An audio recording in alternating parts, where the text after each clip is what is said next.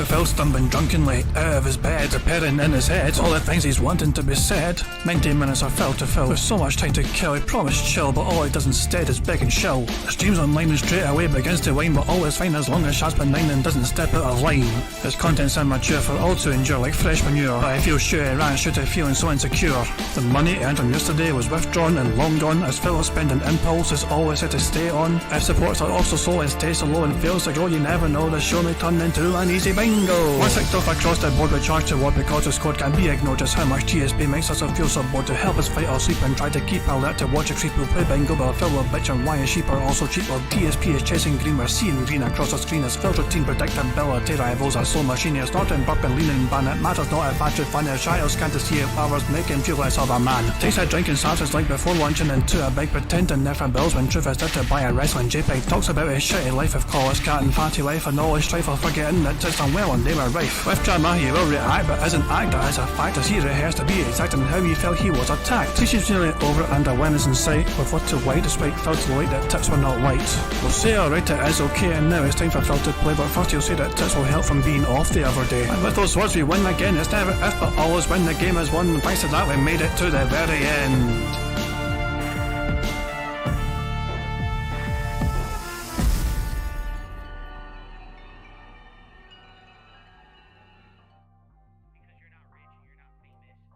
Hey guys, King Jad here, and welcome to DSP Bingo for Wednesday, Friday 14th of April 2023. I do hope you're all doing very well indeed, and we're looking forward to a fun, robust weekend ahead for everyone. My attention was on fucking poor Kagome in Phil's chat, trying his absolute damn best to get Phil to kind of show him attention. First of all, it's a wee heartfelt message from Kagome, like, this is something worrisome right now. I can't tell you because it's private. I just want to let you know, thank you for playing games and getting things off my mind, but I'm worried and stuff. Phil ignored the crap out of this because obviously there's no money attached to it and all that shit, you know what I mean? And plus he was so busy talking about this guy's name, Vladimir Sukmeyov, you know, and busy just fucking dealing with that shit. So Kagome tried one more time. DSP Gaming, thanks for getting my off worries in my right now. And of course that perfectly fucking legible bit of English was enough for Phil to fucking respond, my pleasure. I don't even think Phil read the first thing. Well, the fucking, you know, the whole worrisome, you know, things going on in poor Kagome's life right now, you know what I mean? But Kagome, like, is like, yeah, fucking fantastic. Phil can distract me from my miserable fucking life, you know, so there you go. So yeah, I hope you're all doing well, guys. And yeah, you may have seen the brand. It's an updated intro from Pixar Animations. So Pixar took some suggestions to heart and implemented them and sent it to me earlier on. So the intro got updated to include like more food on the floor, for example. You've got a Wolverine toy on the fucking fireplace. There's fucking, what else is there, man? There's a couple of, there's all sorts of different, there's a bills, there's the infamous A4 bit of paper of all of Phil's financial outgoings, which included bills, WWE champions, hay for cat, and gin and DoorDash. So yeah. Yeah, but that's it's a pretty good wee intro.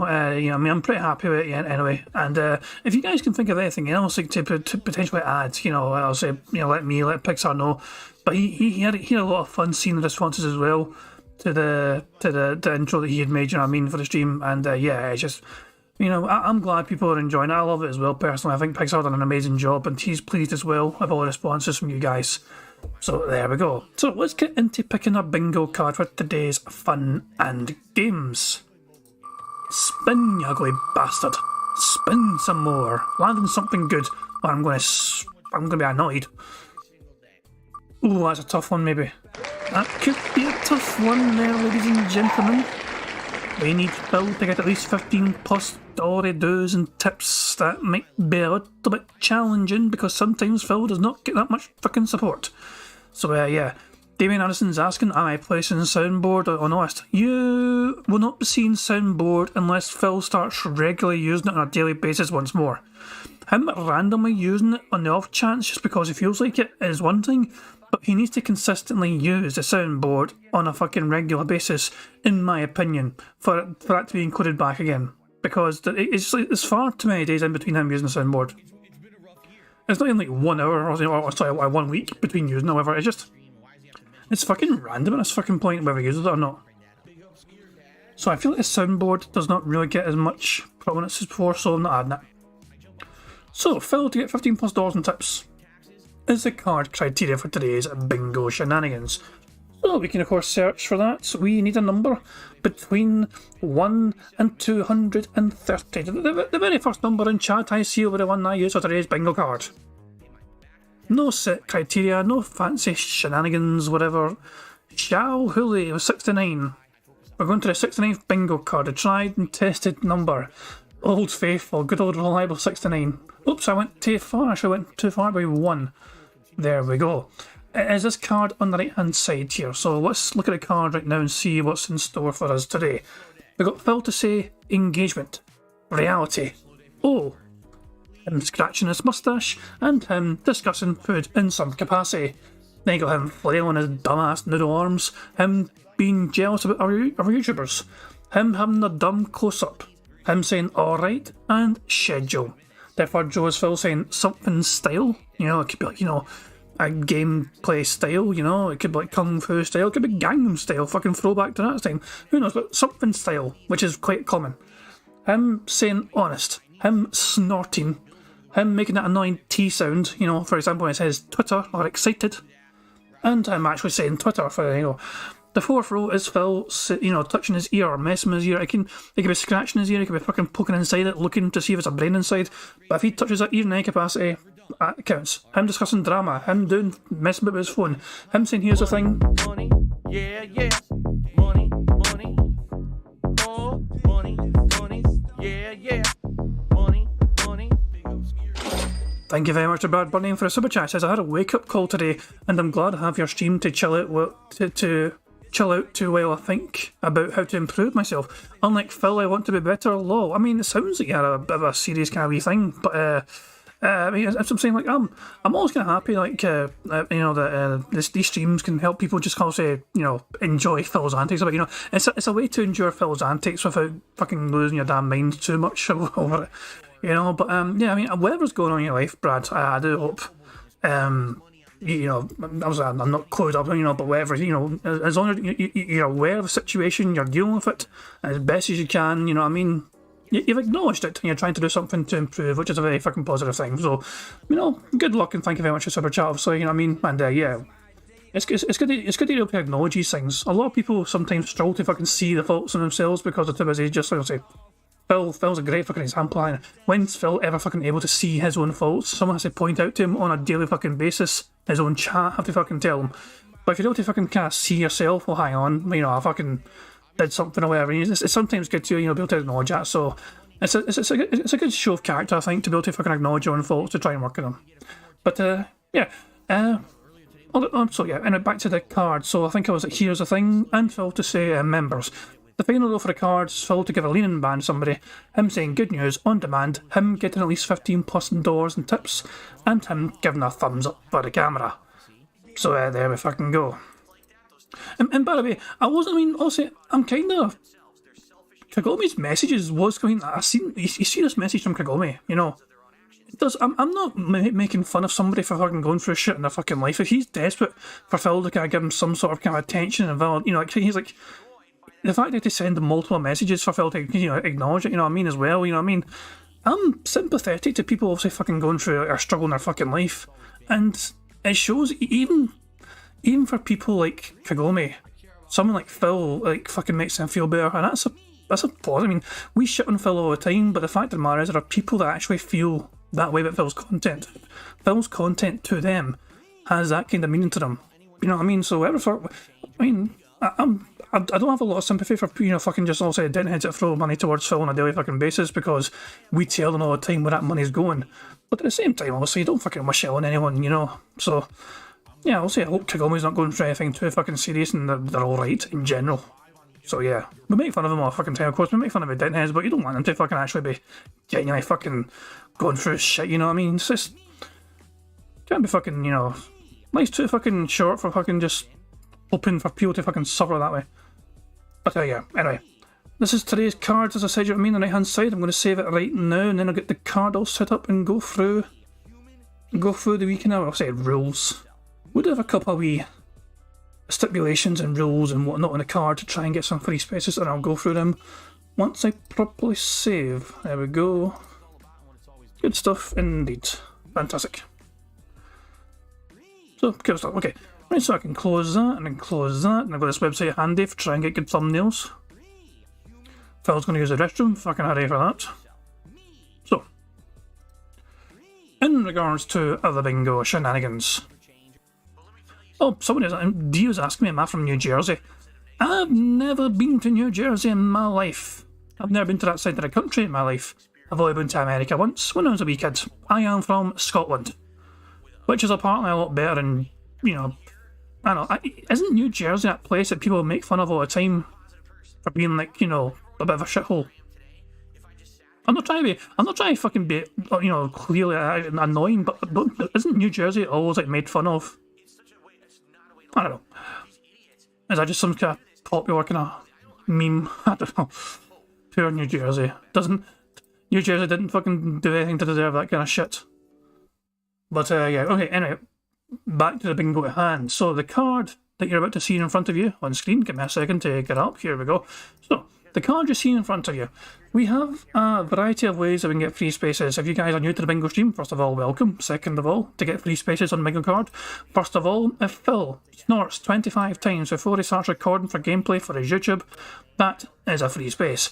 If Phil burps 10 times before he starts recording for his gameplay for YouTube, that too is a free space.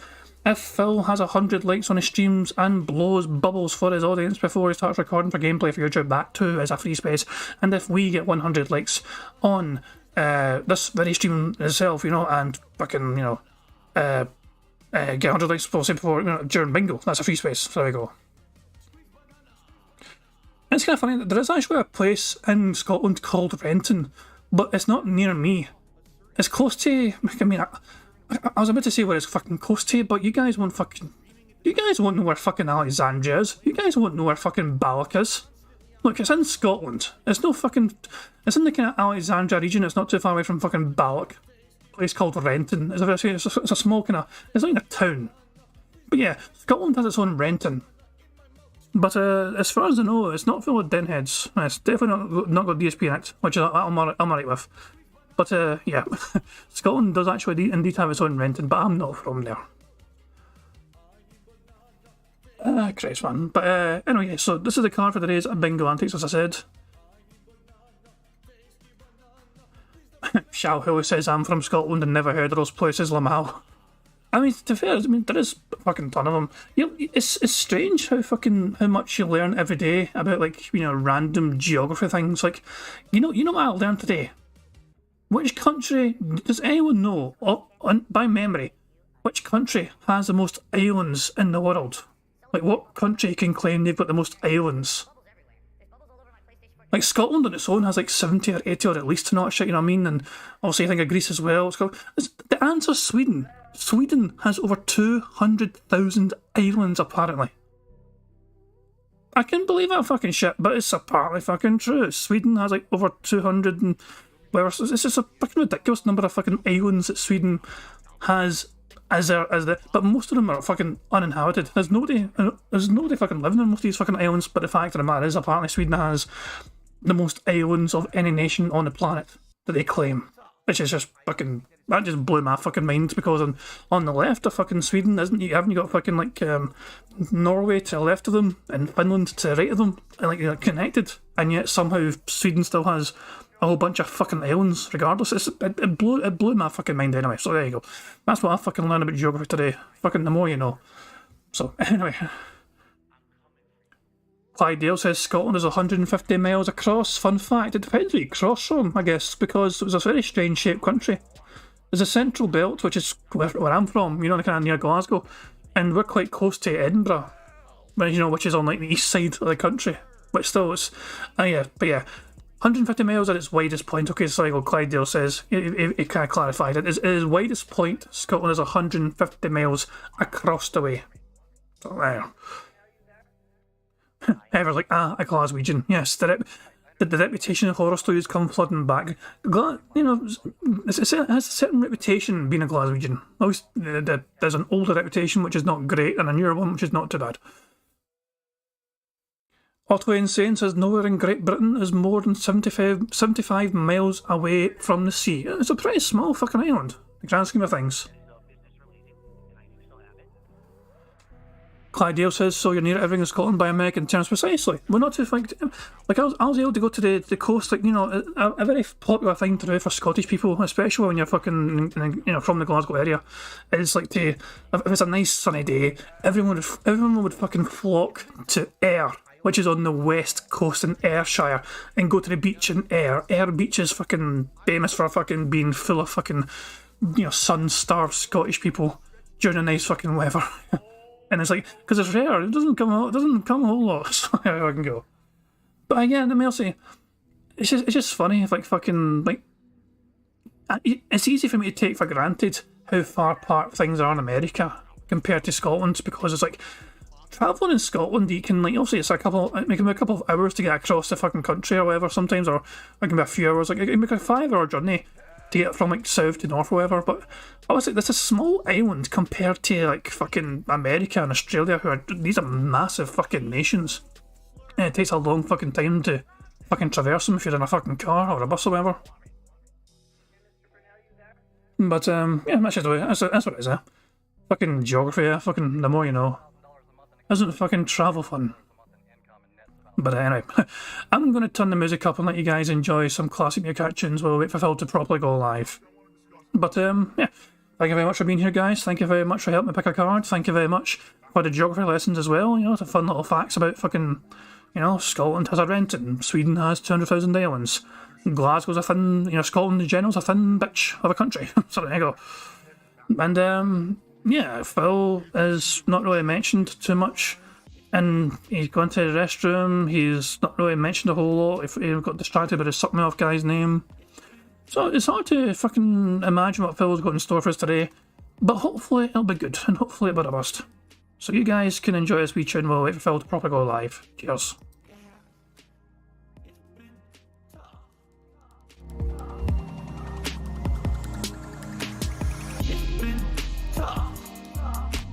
Phil's a beggar, Phil's fat, Phil's a loser, it's been tough. Phil's a faggot, Phil's fat, Phil's a loser, Phil's a beggar, it's been tough. Phil's a beggar, Phil's fat, Phil's a loser, it's been tough. Phil's a faggot, Phil's fat, Phil's a loser, Phil's a beggar. Super Meat Boy is in the stream chat whining and complaining, saying I never talk to anyone unless they tip me or they send me money, which is completely false. All he's been doing is sitting there all night complaining that he's depressed and no one cares. And everyone's basically ignoring him because you're like, dude, we just don't care. You know, you come in, the first thing you say is you're depressed. And what are we supposed to say to that? Now he expects that I'm going to derail the whole stream to talk to him live. So let's do it. Super Meat Boy, how you doing? You're really depressed tonight, huh? You're really depressed. My stream is my place of business. The company's name is Brunel Productions. It is internet content creation of on-demand and also live video streaming services. Big up to your dad. I'm the one who operated a successful YouTube channel. Please tip me. I'm the one who operated a successful YouTube channel. Because I have bills coming up. Please pay my bills. I'm nervous. Draft for cash. You better take a sale. Please pay my bills. I'm nervous. Draft for cash. Get a real fucking job. I'm the one who operated a successful YouTube channel. And Phil was about to fucking begin his bingo show, as you can see, because of his dumbass little fucking intro he's got to fucking prepare for you for the actual intro. Personally, I prefer mine, but there you fucking go. So usual things apply, guys. Tag me in chat because I miss anything on the card. I don't try and miss things on the card. I just do sometimes because I am a stupid bastard. Nothing I can do, dude. Bugged bingo mechanics and all that jazz. And yeah, if you get 25 snorts from Phil, that's a free space. If you get 10 burps from Phil, that's a free space. If you get 100 likes here or there, that too is a free space. And yeah, fingers crossed we can get a full house. It would be fucking great if we can get a full house. We're certainly due a good, proper full house for somebody to claim. And the last one was unclaimed, so there you go. And yeah, let's go get this fucking victory. Phil's a bitch. Good morning, everyone, and welcome to the Level 1 podcast, where we're busy having fun down here on Level 1, and welcome back to Elden Ring streaming. Yes, Put your hands together, Elden Ringers. Form the ring above your heads. For today, we continue on with my return to Elden Ring run for only the second time. And I'm excited. Obviously, as you can see, we have a return to Elden Ring festivities around here. We've got my old FromSoft border from last year. Before my show was even called the Level 1 Podcast, we had this border that we used for Elden Ring. And I figure every once in a while we'll bring it back now for the Level 1 Podcast. In addition, I brought back my animation from Elden Ring. Remember this one? Oh, yeah. Now, no contribution came in, but I just wanted to show you. We got the Elden Ring animation back as well. So, in celebration of Elden Ring coming back to the rotation, at least, you know, for now, I wanted to bring back some Elden Ring festivities for you guys. That's a $10 tip, earns the Elden Ring animation. It's good stuff. Also, we have the Elden Ring border for when we're doing the gameplay as well. So, Elden Ring is back in full force. We will talk a little bit here on the podcast about that and what my game plan is in the game today, because today's the second stream. And let me tell you, man, is this playthrough very different from the first. In the first playthrough, I think we weren't really done with Limgrave until at least 15 to 20 hours in. I've basically done everything I need to do there in 4 hours. If that, because I do still want to get patches. And I do think I do want to do the underground well at one point. But I think today's game plan is a tiny bit of backtracking, and then Liurnia. You know, head into Liurnia of the lakes and go for all the glintstone stuff. Because if I remember, that's where the vast majority of magic stuff, you know, of the glintstone is in the game. So it should be fun to explore and actually be getting items that I can use now, rather than the first time around when I was exploring. All the stuff in Liurnia was useless to me, being that I was more of a melee build. So, anyway, that continues today. I'm excited for that, obviously. Another cool thing is that today, higher quality streaming, higher quality capture for Elden Ring. So we're going to be testing this today, 12,000 kilobit per second. Let me know what you think. Do you think the stream looks better? Do you think the videos on demand are looking better? Because I did upgrade, okay? And I hope that you guys are excited. I'm excited. I just hope that we don't have nonsensical drama like we had the other day. At the same time, I get the feeling that a lot of those people who were there causing the drama were there on purpose just to cause drama, you know? You're always going to have people who aren't satisfied. But then you got people who sit there and whine and complain about every moment. Oh my God, how dare you go south in Limgrave to hit up some of the churches and get the sacred tears so your heal will work better. How dare you do that? It's like, what? You're already overpowered. Why would you want your healing items to actually heal you? What? See what I mean? The things these people say are nonsensical. And then when I open my mouth about it and say, listen, it's my stream, it's my playthrough, what you're saying makes no sense, shut up. Then people, oh, see, this is his mass. This is his own fucking audience he is fucking mocking here. He is mocking the people that actually fucking support him on a daily fucking basis here. Because let's be honest, there's no fucking detractors in the fucking chat just waiting for Phil. No detractors fucking held their fucking tongue all this fucking time just to fucking say to Phil, by the way, Elden Ring, no. As soon as Phil gets a fucking opinion he does not fucking like, it's not a case of we. He fucking alienates him and fucking separates him from the we and the we and the we of his own community, and he fucking goes to they instead and fucking ostracizes him. He asks and begs for fucking help and demands help from his fucking audience, and then when they fucking tell him things to fucking do, he gets all fucking ass mad because they're fucking criticising him and he's doing shit wrong. It's just unbelievably fucking stupid and obnoxious from Phil, as usual. Mask coming off. No, it's me being a real person telling you to shut the fuck up when you're saying. Hold on. I want to see Phil just allude to the mask, because we fucking say it all the goddamn time. My stream, it's my playthrough. What you're saying makes no sense. Shut up. Then people, oh, see, this is his mask coming off. No, it's me being a real person telling you to shut the fuck up when you're saying illogical stuff. Like, the real person's a toxic fucking obnoxious cunt who fucking does not appreciate the fucking audience he's fucking got there trying to fucking help him after he fucking demanded he fucking needs help from them. He fucking demanded their buy-in. He demanded their support. He demanded their engagement. He demanded his fucking hand to be held through the whole goddamn fucking thing. And then when he's fucking told to things he's doing fucking wrong, he fucking has a go at them. The mask is off. The real Phil came out, and the real Phil's an absolute fucking dick. As usual. Like, people are just assholes, and they especially playthrough like this, they're gonna be here to try to cause that kind of conflict because they realize, oh, this is a playthrough where a lot of people are kind of like have an idea of what they want out of it. You know, I'll be honest, I don't think that this second run will be anywhere near as challenging as the first. Because number one, I've played the game already, and I've watched multiple people play it on YouTube after the fact. My wife and I last year watched 2 different playthroughs of this game from different perspectives. So I've already seen. Oh, so you've so you played the game through once yourself. You've seen other people play the game 2 different other fucking times, and yet you still need fucking help to get through the goddamn game. Were you not paying attention to the fucking gameplay?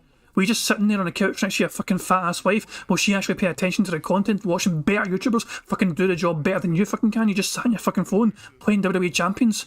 You weren't even paying attention to the fucking TV what your cat was watching. Your cat was actually getting fucking entertainment from a YouTuber while you were just sitting there next to her playing WWE Champions. Was that what it was, Phil? If that's what it was, just be honest, Phil. A lot of the things in the game multiple times, and I know how to get through them, you know? But in addition, I really do feel that this magic build is so different. It feels like you're playing a different game. At the very same time, it's easier than a melee build. A melee build, you need to basically stick and move and be able to get in there and overpower the enemies and counter hit them and stun them. And in this one, it's like, nope, just stay mid to long range, just have spatial awareness. And now I understand the memes. I don't know where that came from. Now I understand the memes from last year, where I saw people on like... The fuck was that? The fuck? I mean, I can't explain that shit. Can anyone? And now I understand the memes. I don't know. And she's like, he's trying his best to be fucking funny, but the fact of the matter is, he's not fucking funny. He's not even remotely funny. People laugh at him. That's the thing. Phil is used to people laughing at him because he's a fucking figure of fucking, you know, mockery. He doesn't get people laughing with him because he's not that fucking funny. I don't know where that came from. Now I understand the memes from last year, where I saw people on like Twitter posting up saying, wow, here's the magic run. Because that's all you do. You just toss spells constantly, right? So anyway, oh, excuse me. Today should be good. I'm actually excited. I'll be honest with you guys. I have been craving Elden Ring all week. Ever since I played it back on Tuesday and started the second run, I've legitimately been craving Elden Ring.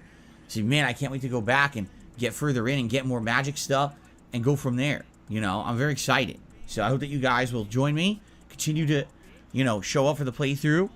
It's going to be a good one. All right. So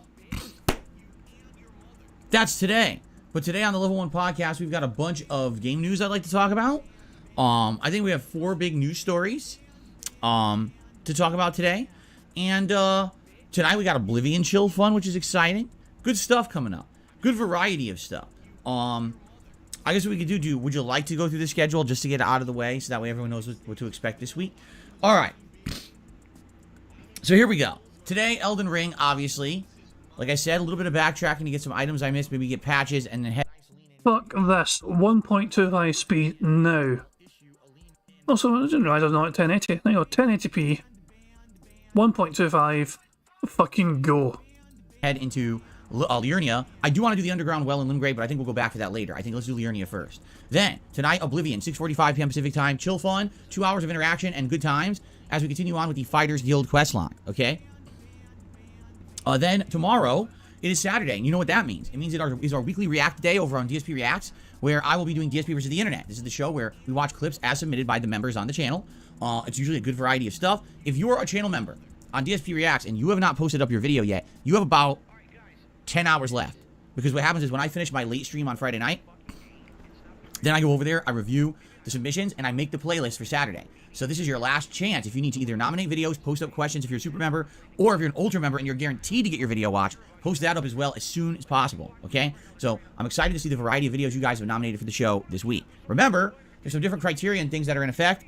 No videos for kids, no videos that are adults only, no YouTube shorts as of yet. I haven't found a way to really add them properly to a playlist. You know, and, you know, it's at my discretion what we watch. So, you know, if you've submitted a stupid drama video for the last 3 weeks and I still didn't watch it, I'm probably not watching it this week too. You know what I'm saying? Some people don't seem to get the picture. But it should be a good time. I'm excited to see what people have nominated for this week, okay? Tomorrow night will be Endgame and possible conclusion of Like a Dragon Ishin. We're in chapter 13 to 14. And I feel like if we just sit down and focus on the story, we're likely going to beat it tomorrow. But side content just opened up. And I guess the question really is, do you really want me to continue to play this game and do more side content when I'm 30 hours in He does not want to play a game anymore. The fact that every time, you can always tell, Phil does not fucking judge a game based on its entertainment value. He judges games based on how long they fucking take to get through them. This man is not about fucking enjoying the game he's got, his fucking, you know, the game he's currently fucking playing. It's all about fucking the number of streams it fucking takes until he moves on to the next fucking game. The only way that time and the fucking length of a fucking game is not a fucking factor is if that fucking game is getting incredible fucking support. Like Elden Ring did back in the fucking day for his first time playing it. But the constant fucking reminders, oh, I've been playing this game for 30 hours. I don't think I should keep playing the fucking game anymore. Fuck off, you fucking greedy dick. Just play the fucking game. If you're enjoying the fucking game, keep fucking playing it. Don't fucking put $1 fucking value in it. If the fucking idiots fucking gave you money for a fucking closet clean out stream, it doesn't matter what fucking game you play. It is not about the content. It's about you guilting people enough to giving you fucking money. It has never been about fucking games, Phil. It's never been about the actual content. You know this by now. And a lot of people have said, man, this game's been on, you know, a month and a half now. We really need to move on to something different. Or do you just want me to try to finish it? Most people seem to be of the impression they want me to finish the game and move on. So we'll see. But tomorrow night, maybe the conclusion of Like a Dragon Ishin. Okay. Then Sunday will be the continuation of Silent Hill 3 HD, and that will be paired with more Oblivion. Okay. Monday, more Elden Ring, and then Monday night we're doing something special and different. Over on DSP Reacts, we're doing a late night tier maker stream. My first ever dedicated tier maker event. We're for 2 hours. We're going to be doing some live tier maker rankings on the stream. I last did this during my birthday marathon 1 week ago. You guys really seemed to like the tier maker segments. Not only did they do well on the stream, but then you guys watched the videos on DSP Reacts and seemed to like those too. So, I'm down for giving it a shot as a late night stream and seeing how it goes on Monday night. This is good because it's variety and also it gives some extra content for DSP Reacts this week. Okay? And then Tuesday, which is my final consecutive streaming day of the week, I'm thinking we'll probably do a second day of Elden Ring, so probably 2 straight days of Elden Ring, and then that Tuesday night more Oblivion, and that's my streaming week. Okay? Now, something else coming out this week. Last night, I watched the James Gunn version of The Suicide Squad, the movie that came out 2 years ago, and I'm going to review it. Man, this movie had me have mixed feelings. There was times I was watching this movie, and I was really, really having a good time and enjoying it and laughing, and there were other times I was just shaking my head like, what is going on? Like, it's really hard to figure out what the movie's supposed to be, because it seems disjointed and all over the place with the way that it was put together. And even though it seems like there's a certain vibe in mind, I don't think it ever hits it. I also think it has some bad misclassifications of DC characters, again. So, yeah, so I'm going to be doing a review of that movie over on DSP Reacts tomorrow night? Tomorrow night, yes, because not tonight, because The fuck was that dumbass mouth movement? I'll be doing a review of that movie over on DSP Reacts. The fuck?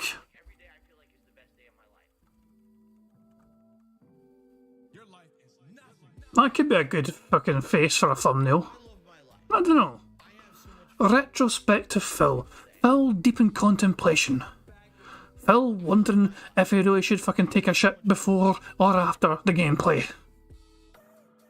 I might fucking make a thumbnail of this. Let's see how it goes. Let's just test the waters, okay? Early stages, but let's see how well the grey shirt and his hair in the background are. Let's see how kind the background remover tool will be to us today.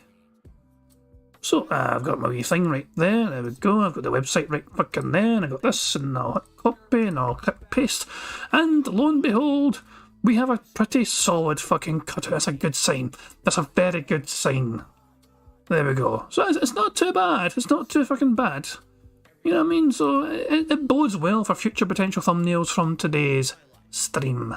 So, Yaldi. Tomorrow night, yes. Because not tonight, because tonight I need to sit down and make the playlist for tomorrow's DSP versus the Internet. So I will film that and release that tomorrow night on DSP Reacts, okay? Then, likely what I'll do... Yeah, yeah. Money, money. Oh, money, money. Yeah, yeah. Money, money. Thank you very much to the Hunteroo for subscribing to the channel. Much appreciated. I also, shit. Didn't I expect the subscription to come in, so I had to fucking make Phil dance very quickly. Also, we're at 20 snorts already. Release that tomorrow night on DSP Reacts, okay? Then, likely what I'll do, once I've reviewed it, I'm probably going to start watching the Peacemaker show. And maybe what I'll do is review maybe 2 to 3 episodes at a time. I think the Peacemaker show is 45-minute episodes, and it's an 8-episode season. So maybe I'll watch like 2 episodes and then do a review, and another 2 to 3 episodes to do a review. You know what I mean? So I'll have a few review parts up on DSP Reacts with the Peacemaker show over the course of the next week, probably. I don't know. Arkham says, was Peacemaker any good? I don't know. I'll find out. A lot of people were telling me when it was, re-releasing that it was good. But I was like, well, number one, I didn't have HBO Max, and number two, I hadn't seen the James Gunn Suicide Squad movie, so I wasn't certainly going to talk about it, right? Or watch it. What was the point? Now I can watch it, so. So anyway, all that stuff is coming on DSP Reacts this week. Another thing, you guys have voted, or I should say, those people over on DSP Reacts have voted for what you want to see for the long-form React event of the month, and I can now 1,000,000% confirm we're reacting to the YouTube channel Internet Historian. This channel got like 60% of the vote overall. It doesn't look like it's going to flip. So now what we need to do is we need to decide what videos from the Internet Historian YouTube channel you'd like to see me react to. I've not had a chance to look at it yet, all right? So I'd like to maybe ask you guys if you have your favorite videos, what you'd like to see me watch, and I will have to go over there and look for myself as well. I don't know how long the videos are over there. I have not given it a look yet, okay? But I'm curious, what would you like to see? And we'll go from there. I think it's going to be on April 30th, Sunday. It's going to be a day-long event where I'm going to be reacting to videos from Internet Historian, okay? I'm getting some suggestions right now. Fall of 76. That sounds like Fallout 76, correct? And then the Fire Festival one. Oh, he did a whole documentary about the Fire Festival. That's interesting. I heard about that when it was happening, but I didn't really know the story behind it. That's interesting. Hello, King Gabriel. Hello, Giant Enemy Crab. The Cost of Concordia is the best, says Ham Killer. I don't know what that's about. The Cost of Concordia? Never heard of it. Here's what you do, Phil. You go to the fucking guy's channel, you sort his videos by most popular, and you fucking go through those fucking suggestions, maybe pick 2 or 3 of them, and then talk to your fucking chat about those particular fucking popular videos that the guy's done, and see which one of those your fucking chat likes. But generally, if you're going to react to some bastard's fucking channel the first time, you might as well pick the most popular fucking content. Huh. Arkham likes the new border. Keep in mind, this is the same border we used last year during Elden Ring, but I brought it back with now saying the Level 1 podcast because that's the name of the show now, and I'm glad that you like it. There's another one, too, that has all the characters I've ever used in any FromSoft game, including my character from my original run of Elden Ring is added, too. So that's kind of neat, and that'll I'll be using this coming week as well. So there you go. Okay. So you guys are saying Cost of Concordia. The Concordia was a cruise ship that had an accident? Oh, I never even heard of it. Yeah, yeah. Money, money. Oh, money, money. Yeah, yeah. Money, money. Thank you very much for Logan K for the super chat. He says, a poll for the poll. He is too lazy to function. I fucking agree wholeheartedly. He can't fucking do anything goddamn by himself. It's up to his audience to fucking do all the legwork, do all the research, make sure they pick the best fucking content for Phil to maximise his fucking profits. And if it doesn't do well, they're the ones to blame. They're the ones that get thrown under the fucking bus. You guys wanted this. You guys said this. You guys said you fucking liked this fucking content. Why the hell is no one here supporting me?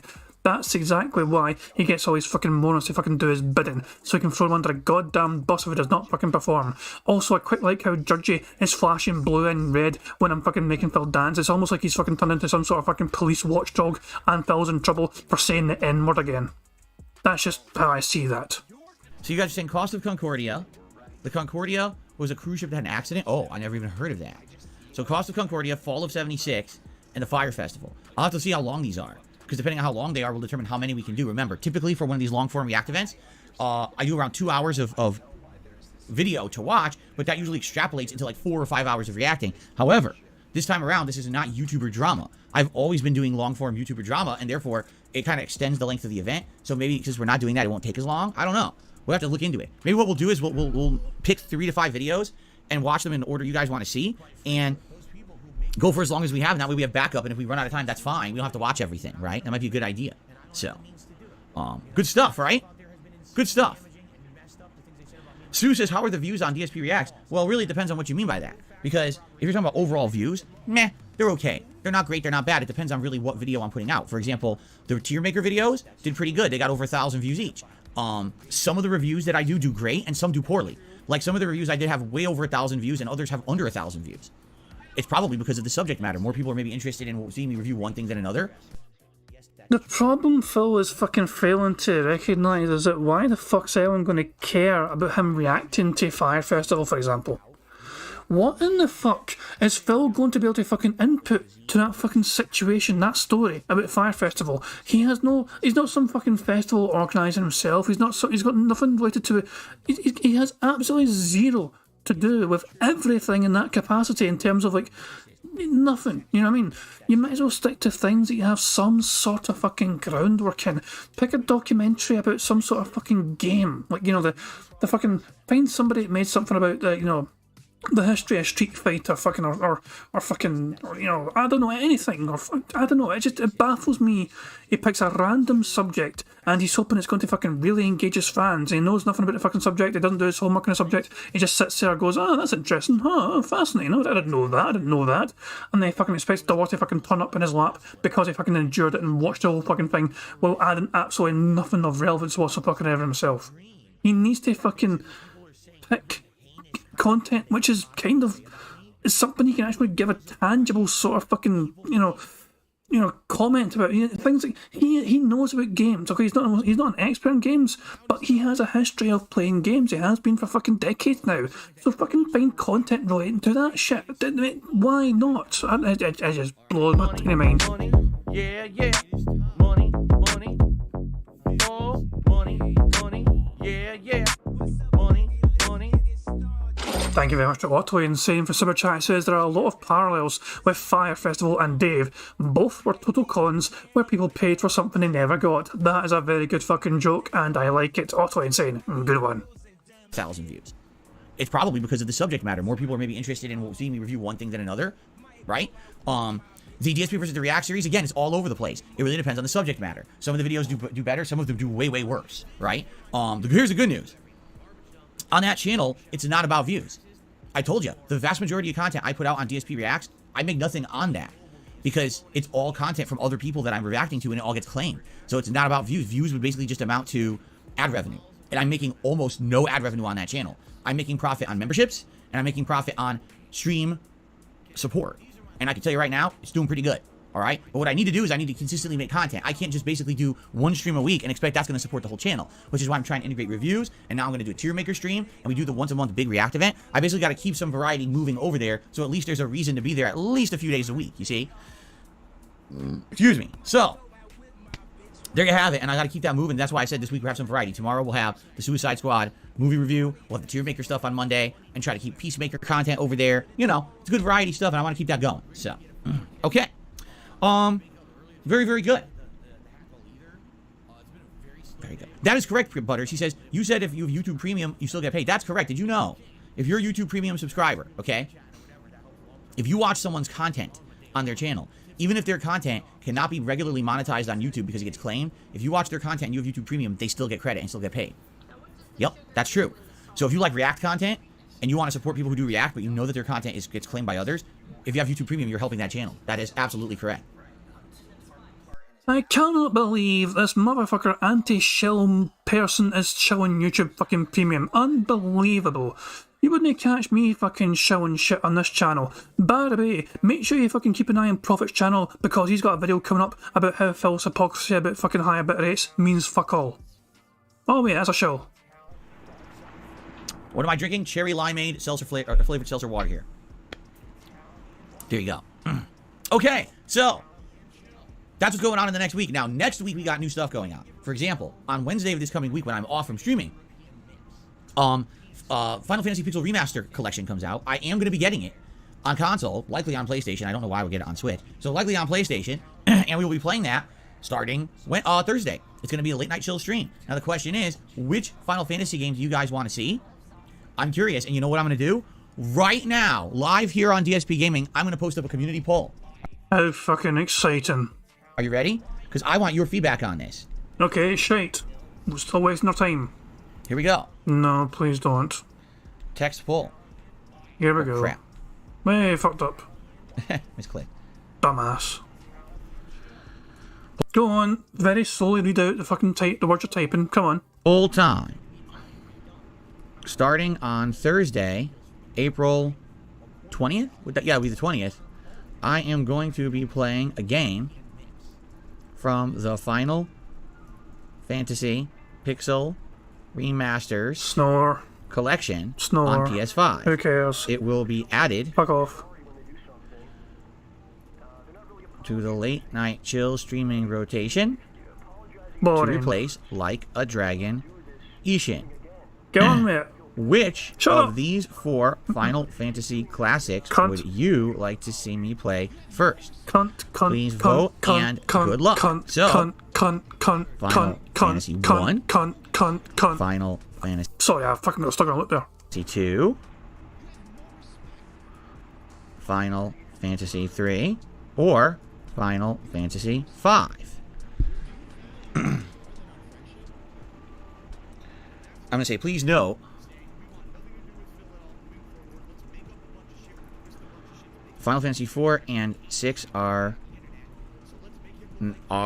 not currently eligible because I have already done multiple playthroughs of both games for YouTube, and I would prefer to do a game for a first time run this week, starting this week.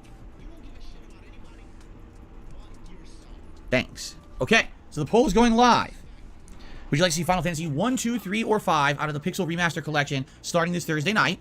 It'll be added to the chill streaming rotation, so now you're going to see Final Fantasy and Oblivion alternated.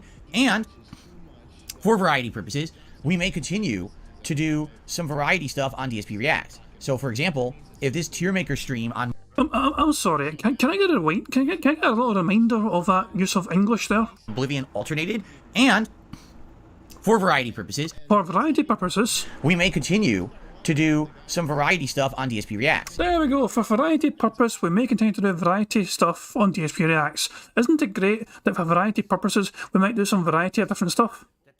Let's just keep using the word variety until fucking the Denneheads are confused and say, great idea, Phil. Variety, variety, variety, variety. Fuck off, Phil. You have no ideas. You have nothing. Also, random off... it's technically related to Final Fantasy. Is Final Fantasy 7 available on Steam? Because I never played it at a time, but it was one of the biggest games on the fucking planet when it came out originally. So I'm very tempted to fucking play that shit if I can.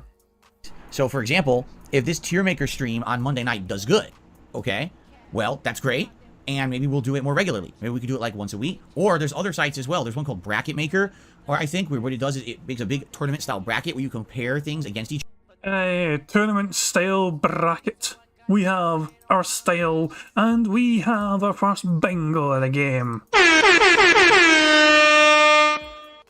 Fucking Yaldi. Other, and you have to determine who's better out of each matchup until there's an ultimate winner in the tournament. There's another one called like Trivia Creator or something, and that one's a bunch of trivia. Now, I've never done that or even seen that before, but that sounds fun too. So if you guys like this kind of variety, we could start doing those more variety streams over on DSP Reacts, and I'd be totally down for that if you're interested. Okay, so let's see. All right, let's see how it goes on Monday night and go from there. Okay, but anyway, yes, the poll's now live. Please vote. Which Final Fantasy game would you like to see from the Pixel Remaster Collection first? And based on your vote, that'll be the one that I start playing this coming Thursday. Should be a good time. Okay, guys? Where's the poll? It is on the community tab of DSP Gaming right now. That's where it is. So you head to the main channel page of DSP Gaming.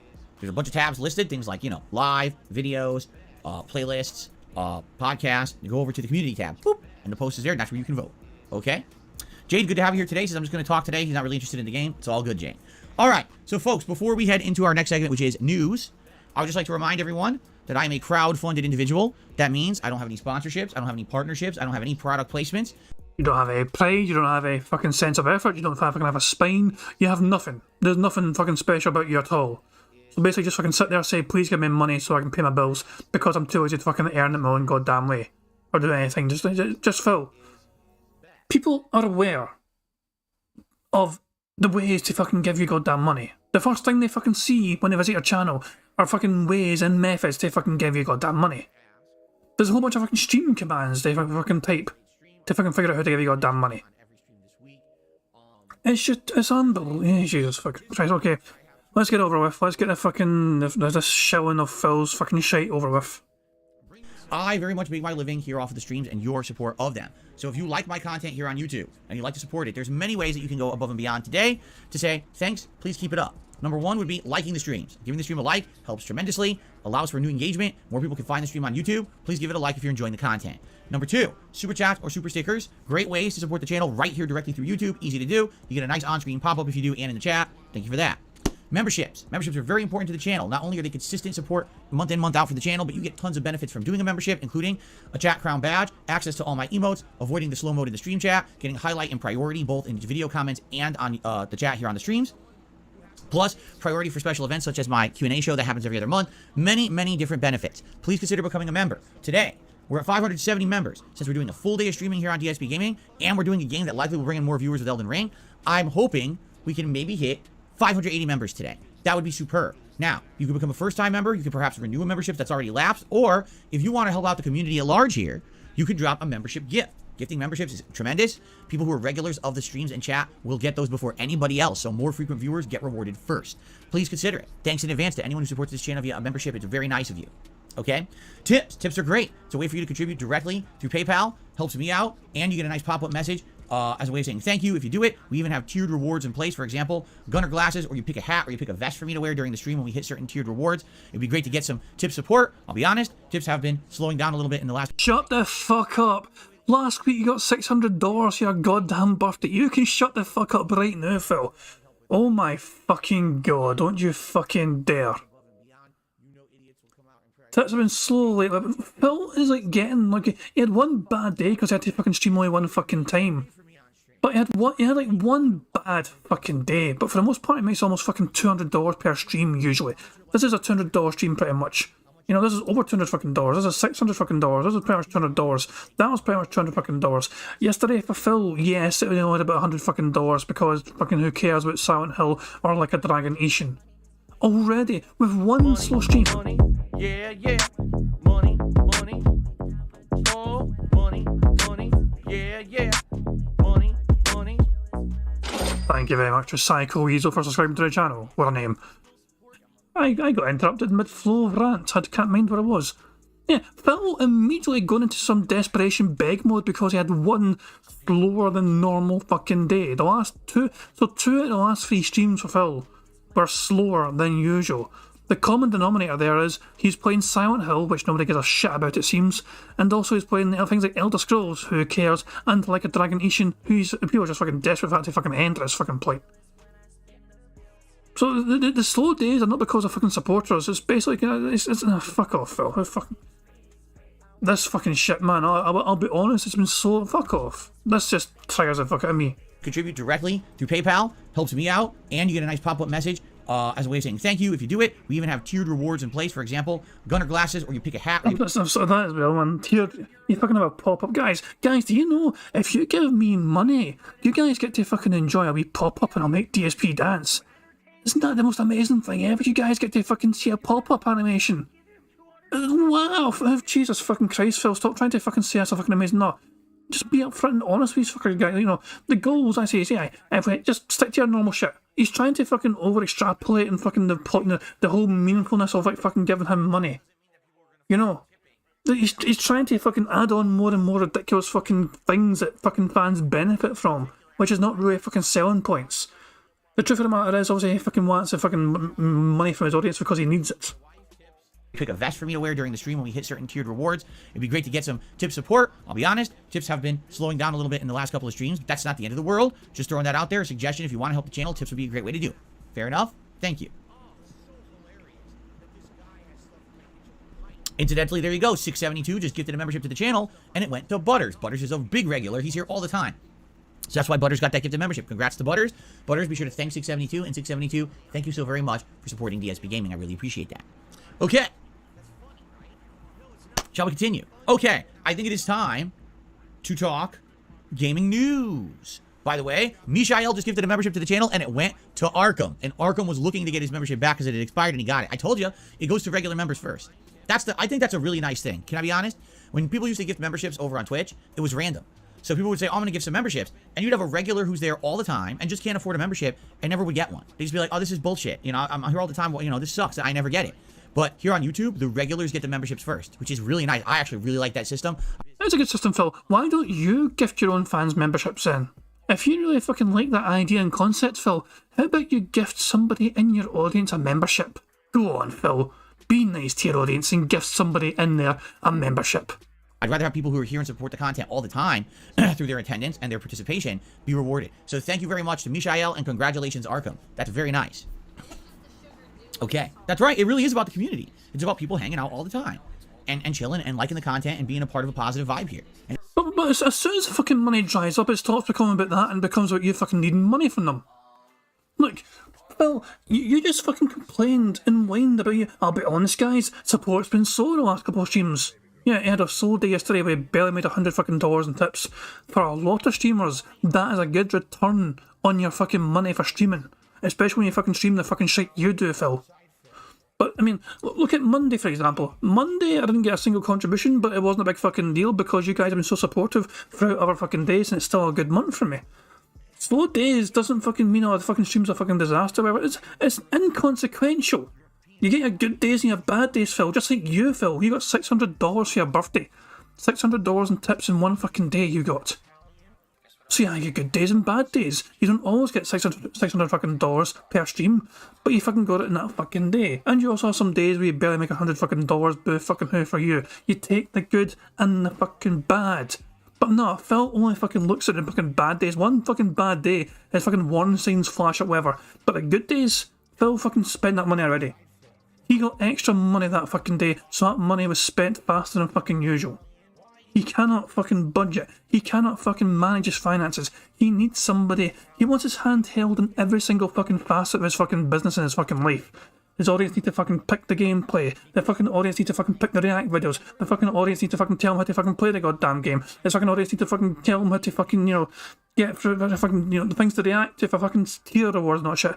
They fucking need to they need to give him artwork. They need to give him animations. They need to give him capture cards. They need to give him webcams. They need to give him LED lights. They need to fucking get everything. But the one thing he won't let someone take charge of that he needs more than anything else is his fucking wallet. He needs somebody to take charge of his fucking wallet and fucking make sure Phil does not blow that fucking shit. And the gifted memberships on this channel just feel better that way. You know what I'm saying? They really do feel better in that regard. So, okay. Are we, well, that is true. Sucker Surprise says that's wrong, though, because you could directly give memberships to individuals on Twitch. Correct? That's correct. But wouldn't you rather have it that, let's say, for example, you're coming on YouTube and, you just want to reward the community. Maybe you don't particularly know 10 people in mind, but you want to be sure that the people who are the biggest supporters of someone or the biggest viewers of someone get rewarded. Just give the 10 member bomb. You don't have to worry about it. It just does it for you. On Twitch, you'd have to be a regular of the stream to know exactly who to divvy it out. And then if you didn't, like, let's say someone was being generous and they came in and they gifted like 20 members. If you could just go to random people you never heard of who are only watching for the first time. I don't like that about Twitch. You see? It's interesting they have these algorithms that they run here and that the appropriate people kind of get the membership. Oh, you fucking bullshitting cunt. You don't like that about fucking Twitch? Look, the fact of the matter is that fucking Twitch would fucking allow gifted memberships to anyone on the fucking platform, even if they fucking never went to your goddamn channel. It doesn't matter. As long as they're a Twitch member, or they're a Twitch fucking user or whatever, a membership could get gifted to anyone. And that meant you got fucking hyper-inflated fucking members. They didn't have to attend your actual goddamn shite to become a fucking member of your fucking stream.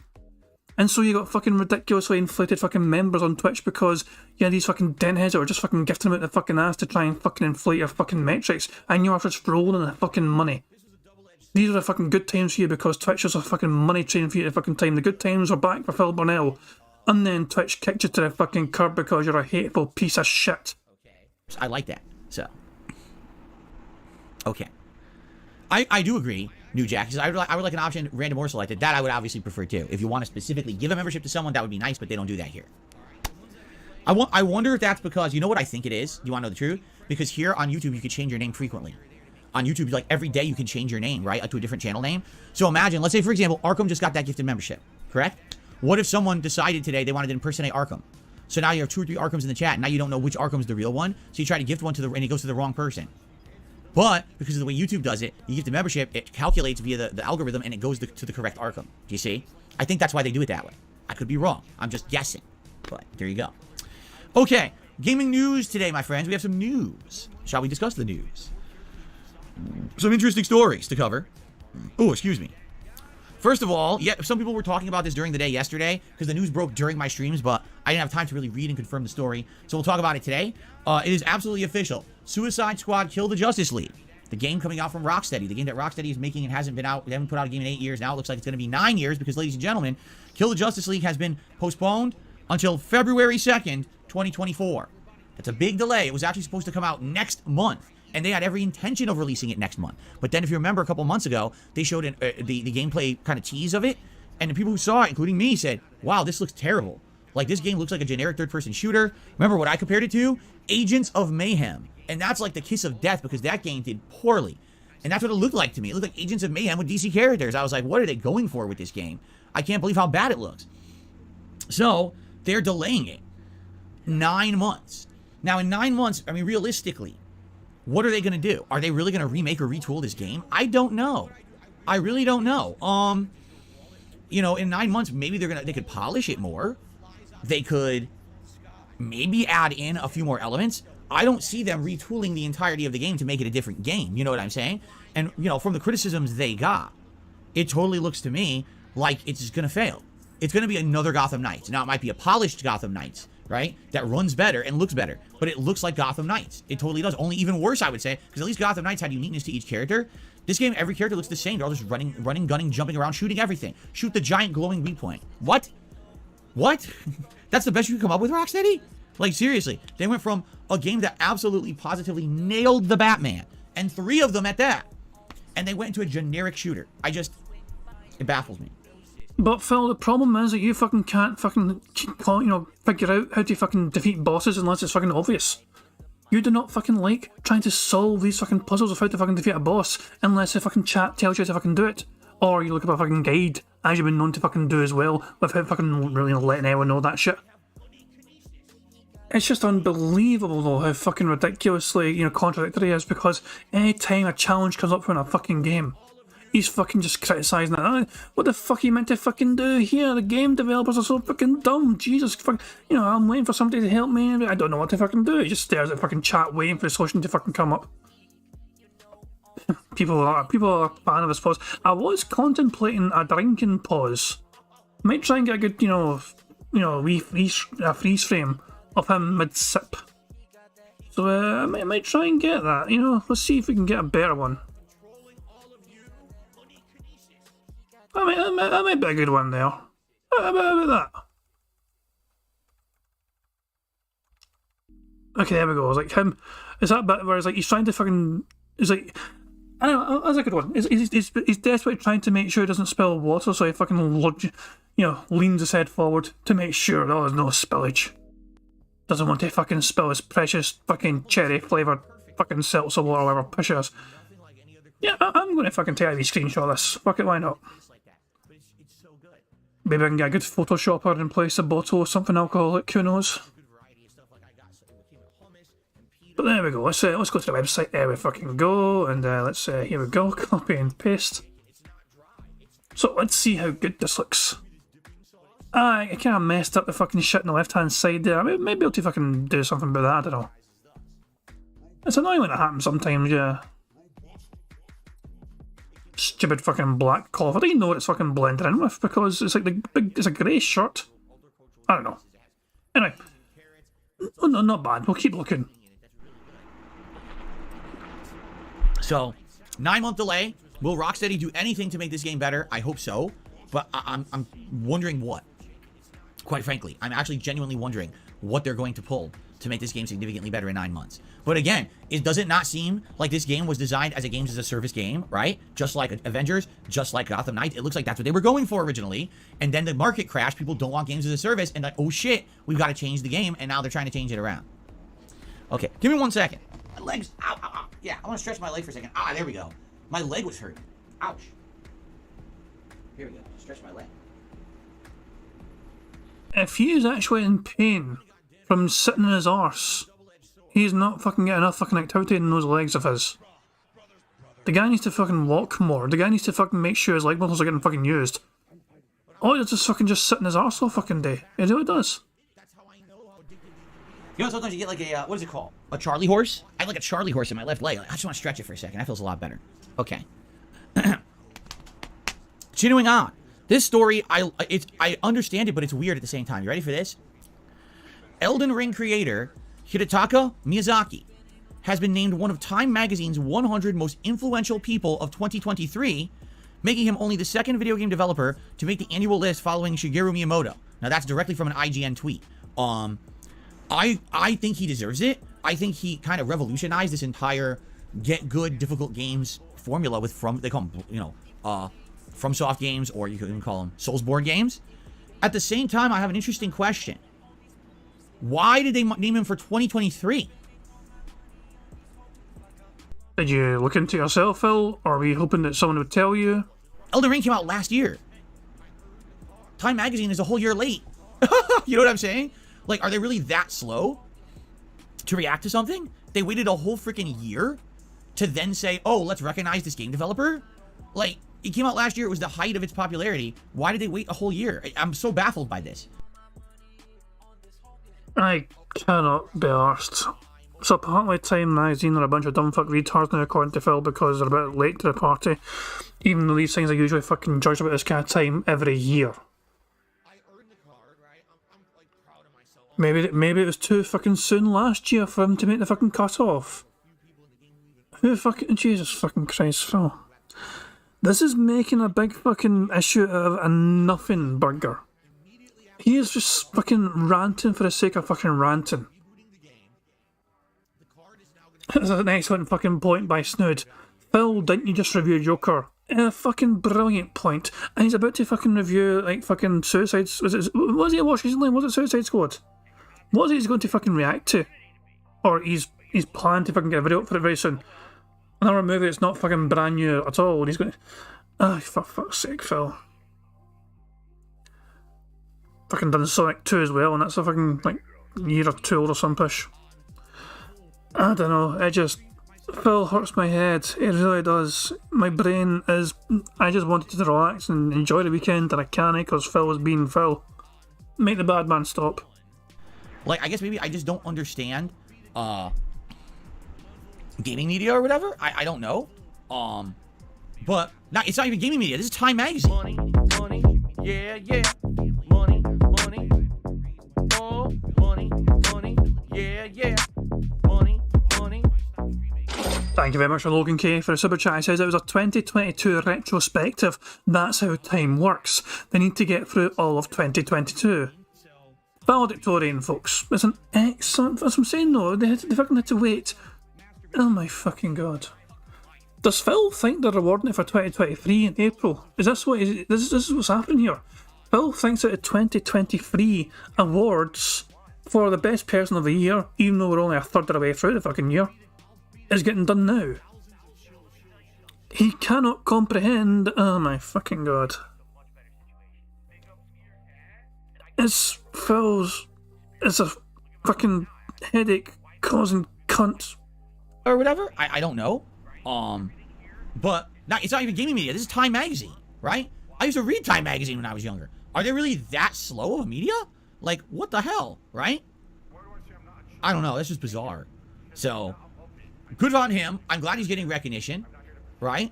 Sounds good, but at the same time, why the hell is it a year late from when it would even make sense? That's bizarre to me. Whatever. Okay, another interesting news story that has happened. So, Ubisoft, after months of speculation, finally announced their new Ubisoft Plus program. What is Ubisoft Plus? Well, for a monthly fee, you get access to the entire Ubisoft library of games, for the most part, digitally on demand, on your console of choice. I believe Xbox is the featured one that they're trying to do it on. I think they just launched it on Xbox. That's what this was a big announcement for. And supposedly, the real value of this is that if you're a big fan of Ubisoft, all right, it's going to include the new release games, supposedly. All right, so if you like Assassin's Creed, if you like the 5 zillion Tom Clancy games, if you like any of these Ubisoft titles, maybe there's an annual Ubisoft title you really like. Instead of buying it, you spend $18 a month, and you get all those games on demand digitally, okay? Now, some people immediately said, this sounds great. $18, and I can just play through a bunch of Ubisoft games? That sounds like a great value, correct? But then others started to think a little bit harder into it. And they're like, now, wait a minute. Let's think about this for a second, okay? $18 a month, all right? Fair enough. But what value are you really getting? How many Ubisoft games would you realistically play in a year? Well, if there's a new Far Cry, you'll probably play that. Ubisoft does a few different various franchises that are kind of like weird one-offs here or there. Assassin's Creed is definitely one of the biggest ones, correct? Like I said, Tom Clancy, they have all the Tom Clancy shooters and things under their belt as well. So that makes sense, right? So that sounds interesting, right? But when you really start to add the value together, all right? The way I look at it is, maybe you'll get a couple months of value out of the service, right? Like, let's say, for example, later this year, the new Assassin's Creed game is coming out, right? I forget what it's called. I forgot already. But this Assassin's Creed game, everyone's saying about 20 hours long. So maybe when the new Assassin's Creed game is coming out, get Ubisoft Plus for that month. Download and play the new Assassin's Creed, beat it within a couple of weeks. Maybe have time to play one more game, right? And then when that's over, you cancel your subscription.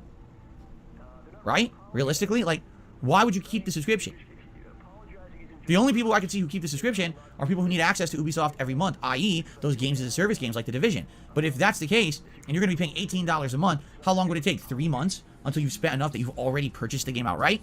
So why not just purchase the game outright? And then you don't have to keep paying $18 a month every month to keep playing the game. Right? So, you know, I'm looking at this, and I'm like, And I'm wondering, what is happening here? Okay? By the way, I'm being told there might be a small audio desync. Now, if that's the case, if there's a small audio desync on the stream, I do have some bad news. I can't really fix it. We'll talk about that in a second. Let me finish talking about the story. Personally, I don't notice any desync of audio, but that's just me. I don't know if you guys can see anything. Phil seems normal to me in terms of just the way the words come out of his mouth and the syncing up with his mouth flapping. And then when I'm done talking about the story, we'll talk about this, okay? Okay. Yeah, $17.99 a month. Now, some people did some math, and they were like, now, wait a minute. This is cool. This is in Game Pass, right? No. This is extra. So, if you have Microsoft Game Pass, which is $15 a month, I believe it's $15 a month. Maybe it's $18. I forget. I pay for it. I have it on auto renew, so I forget. But it's either $15 or $18 a month for Game Pass Ultimate. If you want Ubisoft Plus, you have to pay an additional $18 a month. Yeah, just for Ubisoft games. Now, I want you to say comparative value here, right? All of these games, all of these different publishers.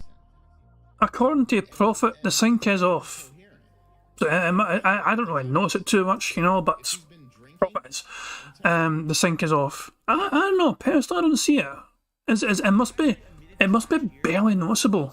But I'm struggling to fucking see the sync being off.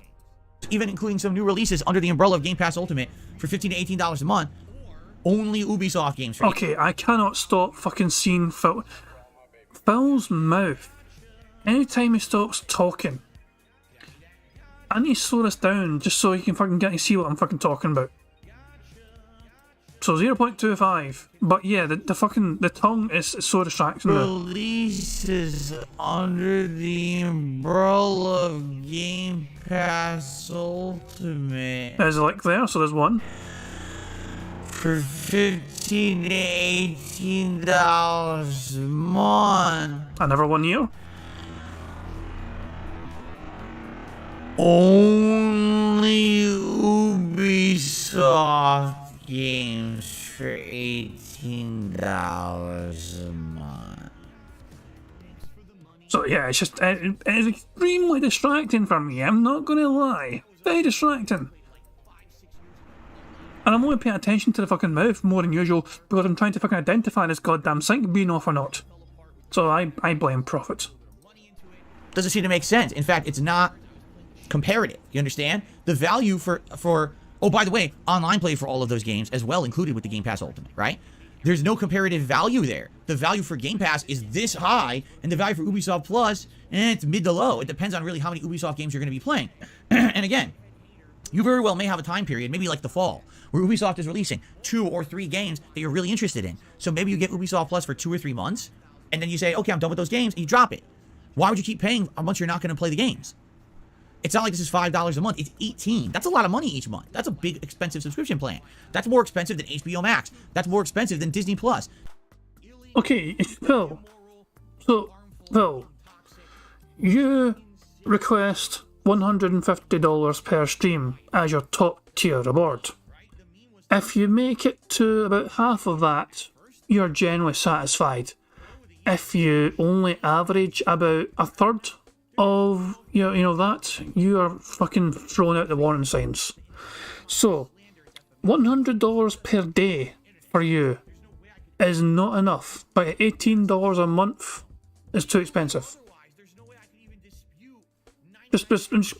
So Phil is worried when he's barely making $100 per day overall on tips, and yet he has got the fucking audacity to fucking criticise an $18 a month plan. I mean, do the fucking math, like 30. So if Phil only made about, so he streams like 6 days a goddamn week. So you know what I mean? So if Phil is, so that's like 6 times 28. Yeah, I mean 7, 14, 21, 28. But there's like, you know, he's like, how many streams is that per fucking month? You know what I mean? Like you remove like fucking 3 or 4 of them from like a full month. So if Phil only makes like fucking $2,600, $2,700, yeah, he's worried. It's just funny to me how fucking that Phil, he's got the audacity to fucking talk about value for money when his shit is just fucking overly expensive for an audience. If you're a regular DSP member, you gotta fucking pay to be a fucking member in the first place. You need to fucking pay sometimes to be on Patreon. You need to support the fucking Patreon. You need to also be a fucking member on DSP Reacts as well as DSP Gaming. You need also fucking give money every fucking day in tips to make sure the fucking tip support's there for his immediate financial fucking income. You know, also because he spends money every single fucking day apparently. It's just, it never ends. The fucking, like, Jesus Christ, man. You're just bleeding them dry, Phil. That's more expensive than Netflix, and you're not getting nearly as much content. Think about how much content you get with those services as opposed to just a game service, right? So maybe if they had made this $5 a month, hell, maybe even $10 a month, in scale, it would have made more sense. $18 a month, in my opinion, is a very hefty price tag for an on-demand game service that's only one publisher. I foresee it happening like this. Later this year, people are going to want to play the new Assassin's Creed game. They're going to get Ubisoft Plus for 1 month, play the game, and then cancel. So they paid $18 for the new game, and that's it. And Ubisoft is going to be cheating themselves out of 40, 50 bucks profit from people buying the game outright. It doesn't even make, the service doesn't make sense at all, right? At all.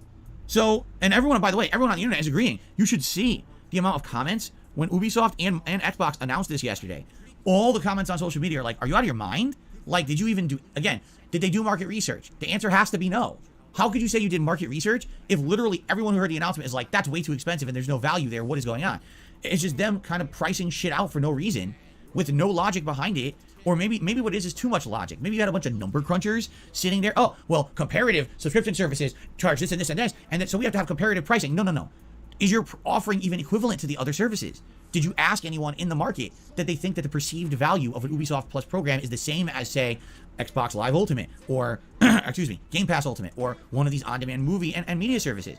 It's just, I almost get the feeling they asked the wrong people. They hire a bunch of fucking Ivy League number crunchers to give them the stats rather than just talking to the fucking people who are going to buy the content, right? Anyone who plays Ubisoft games would have said $18 a month. I'll get it for 2 months and I'll drop it when I'm done with the games, right? No one's going to keep playing that every month.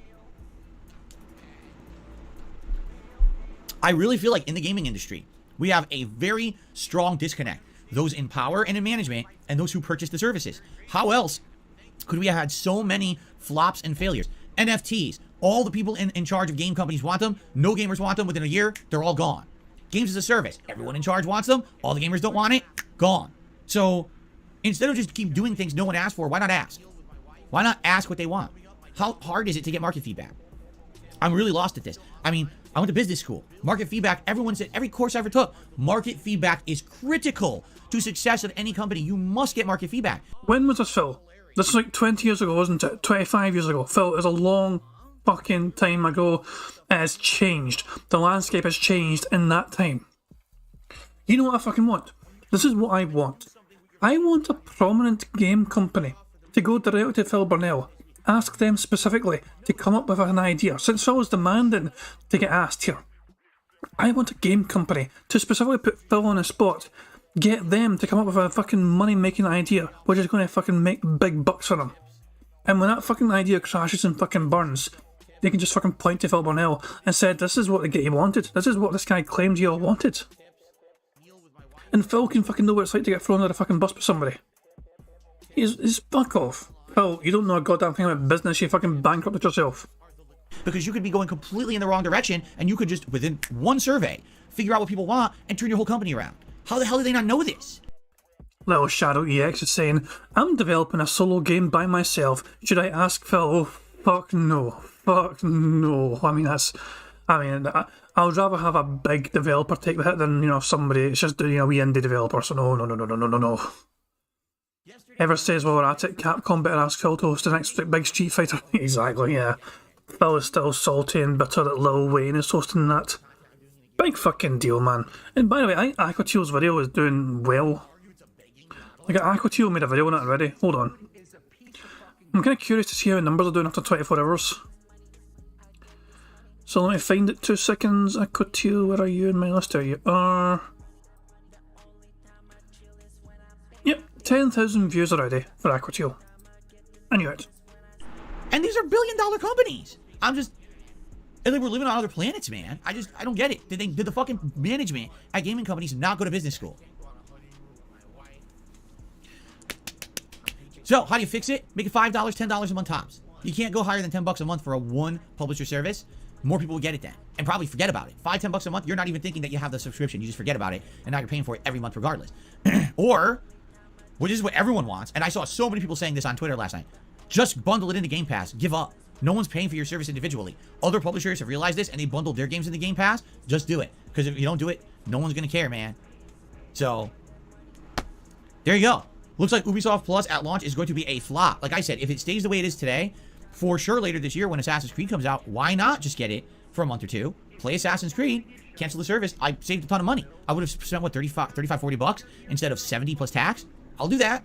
Why wouldn't I? I'd be an idiot. Right? And we don't know what other Ubisoft games are coming out in the fall. Maybe it'll be beneficial to keep it for 3-4 months and then just drop it. Right? So, let's see what happens. But, for me, it doesn't seem like logical sense. This whole service just seems like a dud. Like it's dead in the water. Right? Okay. One other piece of gaming news today. A big update on the Super Mario Brothers movie. Ladies and gentlemen, the Super Mario movie has been out for a little over a week now. And in that little over a week, it has passed $500 million gross profits globally. Which means it is the biggest video game adaptation in history. It has beaten every video game movie ever made. Yes, including Street Fighter. And including the original live-action Super Mario Brothers movie. Right? And this is only 1 week, roughly. 1 week. This movie you know is going to have legs. You know more people are going to see it. And you know it's going to sell like hotcakes digitally and on DVD. Plus, I have seen a humongous blitz of merchandise. There is so much Super Mario merchandise coming out now as a result of this movie.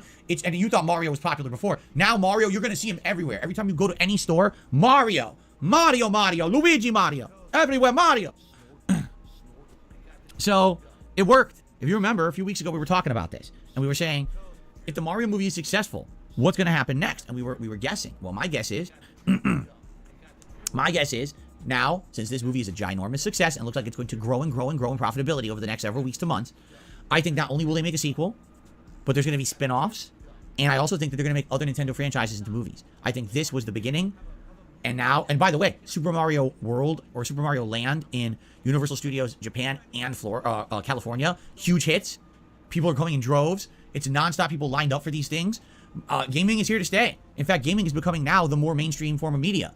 It didn't used to be like that, but now it seems like gaming is first it was superheroes, comic books. That's old news. Toss all that shit aside, put it into the trash can. No one cares about that anymore. Marvel, fuck Marvel. DC, are you fucking shitting me? That's like a turd. No, it's all about video games now. So now expect every video game franchise to blow up and become a TV series, a movie series, a mainstream media series of some kind. I can't wait until we hear Blanca crooning all of those Vegas oldies into a mic and selling his own album. I did it my way. I mean, I'm joking, but still, this is what happens when these companies see the dollar signs, right? That's it. Well, speak for yourself, you greedy fucking cunt. Fucking shout out to the fucking vest streak. We can't fucking wear the vest too much, guys. It's only meant to be for a special occasion. Turn that shit into a fucking 180 odd fucking day streak vest, or how many fucking days it was. Fucking dollar signs, Phil. You wake up every fucking day seeing dollar signs, fucking demanding dollars from these fucking dentists day after fucking day until they're fucking bled goddamn dry. The fucking hypocrisy, man. I'm so glad I'm not on to stream tomorrow because I need a break from this fucking toxic cunts, I really do. Prophet says that, so will Phil now be positive towards Nintendo to profit off the popularity? Oh, fuck no. No. God, no. He's going to be racist towards Nintendo, he's going to be racist towards small Italians, he's going to be still racist. Floodgates have opened. And they're going to be fucking going crazy on gaming now. This movie was the litmus test. And this movie has succeeded massively. And now you're going to see every major company wants to make video game content. I guarantee it. But, Phil, this has been a thing for fucking decades. You had fucking Lara Croft, Tomb Raider and all that shit, you know what I mean, back in the fucking day. Where, shout out to fucking Chris Barry playing the fucking butler from Red Dwarf. But yeah, you've got fucking other video game movies, even if Phil alluded to them already. The Street Fighter fucking had a movie out. The original Super Mario Brothers had a fucking Bob Hoskins and all that shit, done that shit. But video games and has been movies has been a thing for a long time. It's It's not a new thing, Phil. Phil's acting like it's a brand new fucking thing. No, it's not. It's been a thing for a long fucking time. So, I'd like to see the movie. I don't know if and when I will. I want to see it, though. Because here's the thing. Like, my wife and I are going to have a day out either this week or next week. We're not sure which week yet. And the thing is, though, we already have other things to do. And it's like, ugh, we want to see the movie, but how do you see it when we already have all these other plans lining up? And it's like, well, maybe we can, maybe we can't. I want to see it, though. All right, I do want to see it. So maybe we'll see it as soon as we can, but I don't know when that's going to be. I'll have to figure it out. Anyway, all right, so good for the Super Mario movie. I'm glad that it's doing well. You know, people who've seen it and talked about it here in chat have basically said that they really like it. Okay, so by the way, I will say this, guys. You gotta be real careful, because I've noticed recently, and this is completely unrelated to any of the news stories, a ridiculous amount of spoofing attempts on email. Like a ridiculous amount. I'm getting it from like every fucking company under the sun keeps sending me fake emails, pretending to be, you know what I mean? Oh, this is Amazon. This is, it's funny because I get emails from companies I have absolutely no association with whatsoever, so I know they're fake. But it seems like spoofing emails are... We all do, Phil. We all fucking do. It's not a big fucking deal. You just don't fucking click on any fucking dodgy looking links. If you're in doubt, go directly to the fucking source yourself instead, rather than clicking on the fucking links in the email, and you're looking at it that way. Or even fucking go directly to the fucking source and call them up if it's something about money. So yeah, fuck. Everyone gets these fucking emails. Like, I get a fucking email about a fucking unpaid bill from some fucking mobile phone provider. The funny thing, I'm not with them, so it's not a real fucking... I know it's not a real fucking bill. I don't fucking have my phone with them. Probably said, what you mean Nigerian prince isn't real? Nigerian princes are real. Yeah, I'm still waiting for that fucking lottery pay, but any day now. Are way on the rise. I'm getting dozens of them a day. And what they do is they take a real email from a company and they copy paste that whole format into their email to make it look legit so you think it's real. And if you simply just click one link in that email, right, they could send you somewhere where you end up getting your information or try to see like login information and shit or fool you into entering information. Yeah, I mean, Phil's actually, I'll say, fucking, this is great fucking advice to be fair. I mean, look, never, if you have any fucking doubts and suspicions about an email, you know, do not click the fucking links they give you. Fuck no. For the love of God, don't do that shit. Just go directly to the fucking source instead and, you know, like, fucking maybe check it. But nah, if in doubt, just do not click any of these fucking links. Just, I mean, honestly, guys, I hear this kind of fucking thing all the time, and because I work for a bank and this kind of shit's kind of valuable information, it's like you gotta fucking look into things like these ways that fucking people can try and get your credentials, obviously, and obviously bank customers could fucking have their fucking credentials hacked because obviously people are going to try and get into your bank accounts, for example, sometimes. So yeah, it's just yeah, this is a thing where Phil's just fucking clearly understanding. Oh, spoofing's a bad thing. Yeah, it should be common knowledge, you know what I mean? But sadly, people fall for it all the time. You got to be really careful, okay? And no, I'm not talking about trolls. I'm talking about, like, these are scam attempts. What do they call? Money, yeah, yeah. Money, money. Oh, money, money. Yeah, yeah. Money, money. Thank you very much, Barrett Wells, for Super Chat. It says, DSP's forums scrapes your metadata. Yeah, Phil is very big on trying to track the information from detractors that visit his forums. The infamous rant, of course, you know, to be your someone, I have your name, I have your location, I have your IP address, you know, that very threatening behaviour. Phil tried to pretend it wasn't a fucking threat when he was confronted with that shit on side scrollers, but yes, it was absolutely a fucking threat. And, yeah, it's just, yeah, the sad fact of the matter is there's fucking cunts everywhere that try to fucking scam people, especially ignorant people at fucking timeless kind of thing. I think we all know, if we've never fallen for one of these scams, we probably know someone that has. And it's a fucking shite thing. I don't understand how people can feel good to fucking trying to scam vulnerable. It's usually older, vulnerable people as well that primarily fall for it because they're not that internet savvy. You know, so it's just, it's all, I hate hearing about these fucking stories, but it happens all the time, sadly. And it's just, yeah, fuck it, it's a different tangent, no. Be really careful, okay? And no, I'm not talking about trolls. I'm talking about, like, these are scam attempts. What do they call phishing attempts? They're all over the internet now. I see them on a daily basis. I just got one now. I was like, dude, crazy, because they're really trying hard to look legit, and then the next thing you know, oops. So be very, very careful whenever you get an email from one of these companies. Don't trust it. Really don't, you know? Here's the thing. Let's say if you deal with a company, all right, and you use an app. So for example, Amazon, right? If there's a problem with your Amazon account, the app's going to tell you that. And the app you're already logged into with all your information. You don't have to rely on someone just sending you a random fucking email about it. The app will tell you if there's a problem. Not necessarily true, Phil. That's not the greatest of fucking advice. Like, even if it's not to do with the app, you can still go to the website directly yourself, rather than clicking on a link. Go to the website directly as well. Sometimes the app might not be fucking tailored to tell you. Amazon could be, obviously, you know, but not every app is going to have that kind of functionality to it. So if in doubt, just visit directly, source yourself, or even try and call them up and say, look, I've had this email. As a subject. So don't trust the email. Just have apps for all your appropriate things you use, and open the app, and the app will say if there's something wrong or not. If you get an email that says Amazon, oh, your billing is wrong, and then you click on the app and the app says nothing, the email's fake. You know, just delete it. So there you go. Okay. All right, that's the gaming news for today, folks. That's it. That's the news stories that I wanted to cover. So there you go. We do have extra time. So what I'd like to do is a couple quick shout outs. Thank you to Mishael and 672. Both of them gifted a membership to the community earlier. So that means that we're up to 572 members for today out of our 580 daily goal. So thank you very much for that. However, outside of that, I have absolutely nothing to shout out. I have no super chats. I have no super stickers. No tips. LOL. Even that for super chat, so get wrecked, you fucking soggy cunt. So that's it. I have nothing to shout out. So I guess that means we're going to do Q&A.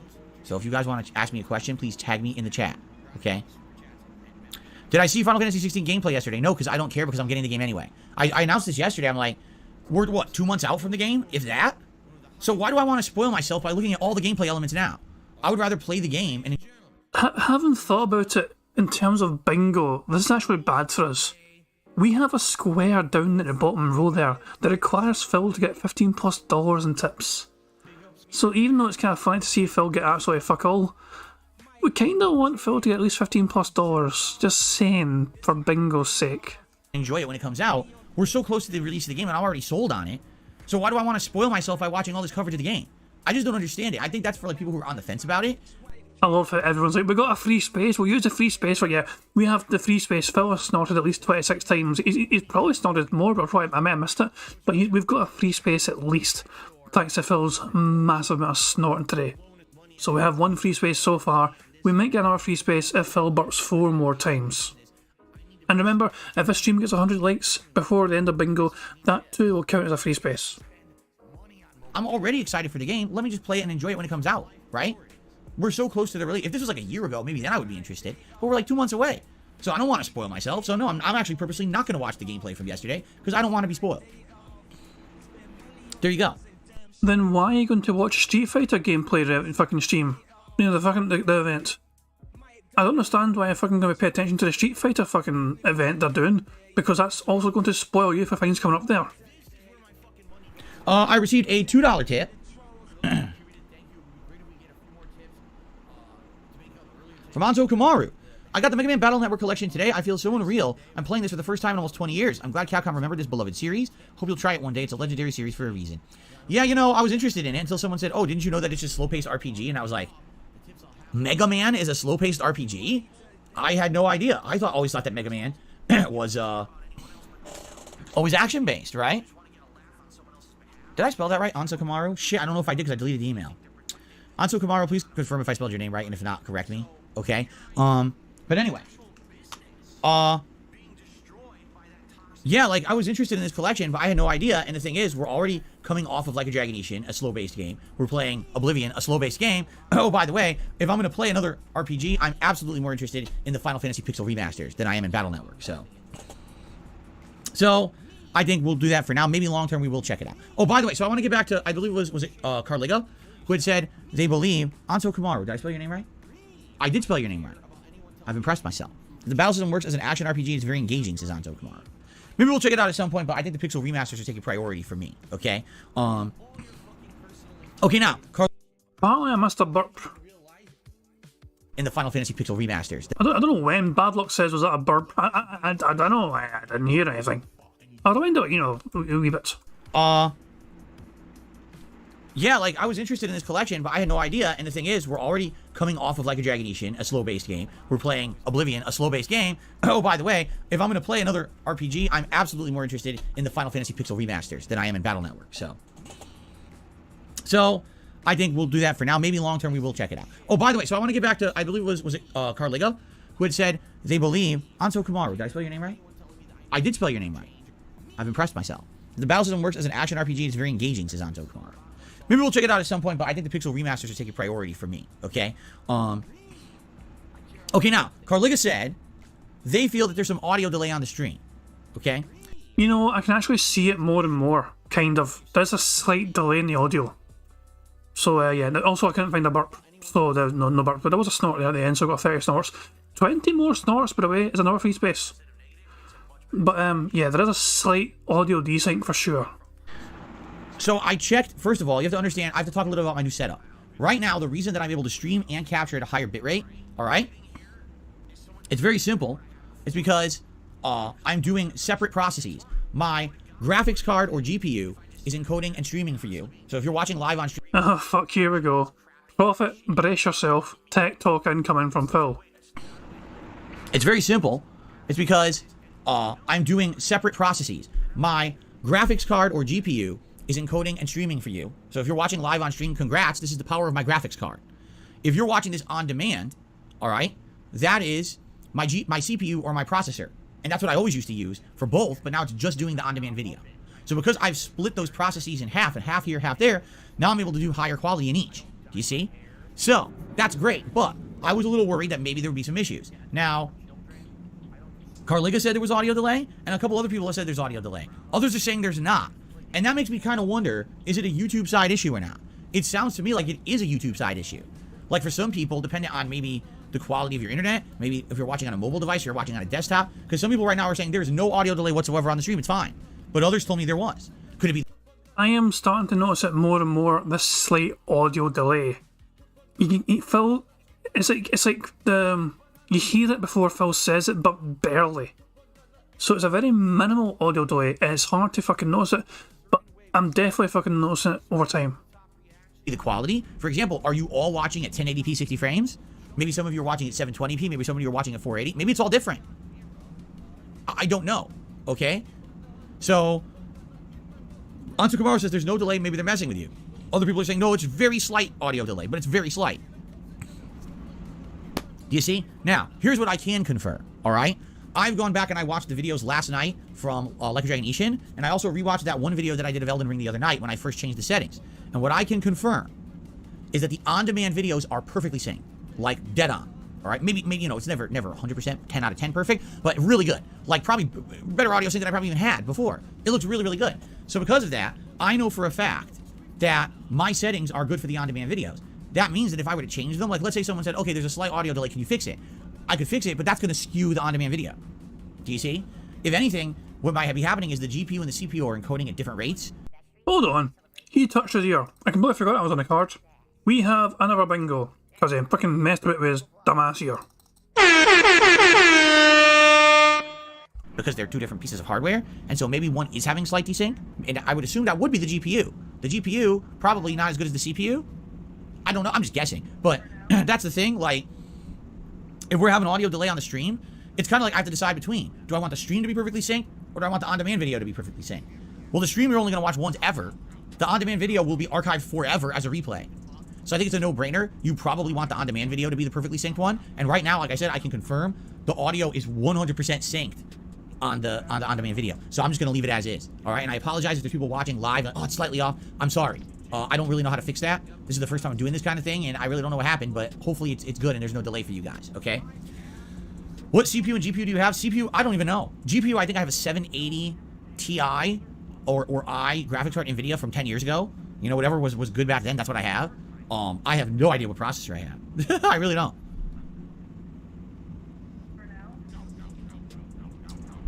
Okay. Why didn't we... People are making a joke because I was saying split the load, meaning the processing load. Half goes to the GPU, half goes to the CPU. It makes the quality better. People are making a joke because they think, oh, it's funny. Split the load. It sounds like something sexual. I'm 7 years old. But why didn't we do this earlier? That's a legit question. Well, you constantly make fucking scat jokes all the time. You fucking can't do anything if it's someone holding your hand to get through it all. You are mocking your own audience. You are mocking your own dentheads. You are mocking the people you fucking require money from on a daily basis. Careful now. Question. Honestly, it's because everything was outdated. I hadn't updated stuff. Like, I hadn't updated OBS. I haven't updated my graphics drivers. I hadn't updated things in a long time. Last year, since we were trying out different things, I decided to upgrade everything. Hold on, what's this fucking defense mode all about? I'll just rewind it. Dismiss it. Okay. Why didn't we... People are making a joke because I was saying split the load, meaning the processing load, half goes to the GPU, half goes to the CPU. It makes the quality better. People are making a joke because they think, oh, it's funny. Split the load. It sounds like something sexual. I'm 7 years old. But why didn't we do this earlier? That's a legit question. Honestly, it's because everything was outdated. I hadn't updated stuff. Like, I hadn't updated OBS. I haven't updated my graphics drivers. I hadn't updated things in a long time. Last year, since we were trying out different things, I decided to upgrade everything. And when I upgraded everything, all of a sudden, all these new options appeared. Like, it never even gave me the option to encode with the GPU. It didn't. It gave me, like, shadow play, which shadow play is shit. I'm glad I never used it. But it never really gave me the option to just use the GPU to encode at all. All of a sudden, it just appeared. I'm like, huh? I've owned this hardware for 9 years, and now there's a new option? That's the magic of updating your drivers, I guess. You know? So, there you go. So there you go. All right. Thank you. Let's continue on with more questions. And thank you for that first $2 tip on Kamaru. Yeah, if you're saying the 1080 Ti came out in 2016, I don't have that. I bought this PC in 2014 when I moved here. Argo was saying I'm not seeing any audio delay. That's good. Pickleman, how's it going? He said, what sort of questions do I have for him today? What is your favorite color controller?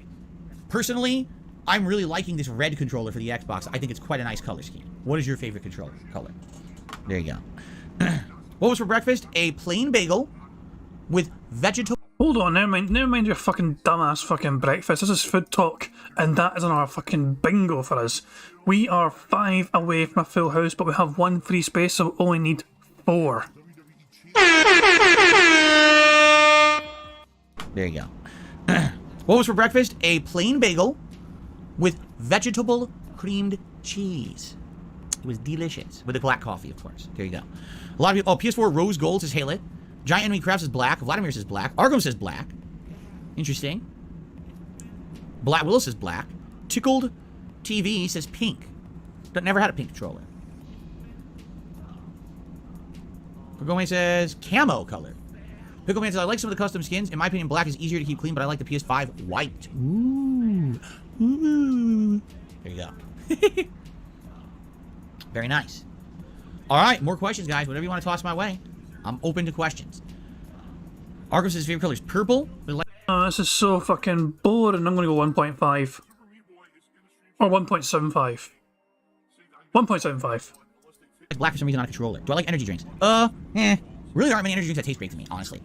Any of the ones that have that weird shit, like taurine and stuff, that's nasty. You know, I used to drink Jolt Cola. I thought Jolt Cola was good because it had caffeine in it, but it just tasted like a fruit soda rather than like, you know, one of these weird energy drinks. Over the years, I've had other things. Like I used to get that Crystal Light energized mix. I used to drink, G Fuel as well at one point.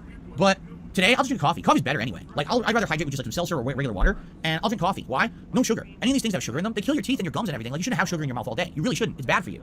You don't need those calories. You don't need constant sugar intake all day, and most of these energy drinks have that. So I prefer something that I'm not going to crash. So I just have coffee and water all day, and I'm good. Really, I don't really crash from coffee. I'm all right. Do I prefer black or green olives? You know, I don't know if I've ever actively eaten a green olive once. I don't think so. I've seen it, but I've never eaten one. I always have black olives and stuff, and I like black olives. So I guess I'll go with black olives just because I just don't actively know what a green olive would even be like. There you go. Can I swim? I mean, I haven't swam in a million years, Jeremy Kyle, but I'm pretty sure I could do it pretty easy. Swimming's pretty easy. You just got to stay horizontal with the water, and you maintain motion. Whether it's the kicking of your legs and then, you know, moving your body back and forth as you paddle the water. Are you pig-splaining swimming? Are you seriously pig-splaining swimming? Right? This is... Okay. Hold on. Let's slow it down a little bit, and let's see if we can get a good thumbnail from this fucking disaster. And you maintain motion, whether it's the kicking of your legs and then, you know... Jesus Christ, man. He's like pretending to do like capoeira or some sort of fucking strange martial art. It's like he's not pretending to swim, but he's pretending to fucking do kung fu or something. And also, like, I'm just going through my frame, but this is not usually what you would do with your head when you're swimming. It didn't usually fucking sway this much to the sides, for you. It's like, You better take a sip. look at him looking at himself. Oh my god. Please be a good freeze frame. Please be a good freeze frame. Don't get blurry. Damn it. Damn it. Oh, something for a good freeze frame there. But it feels too blurry. Damn.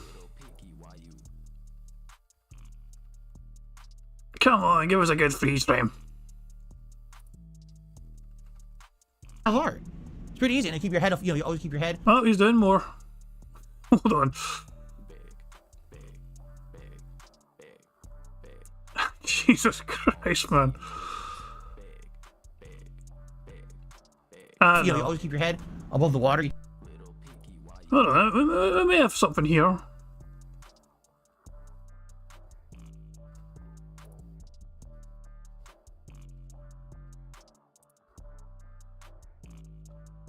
Ah, damn it. Yes, I just.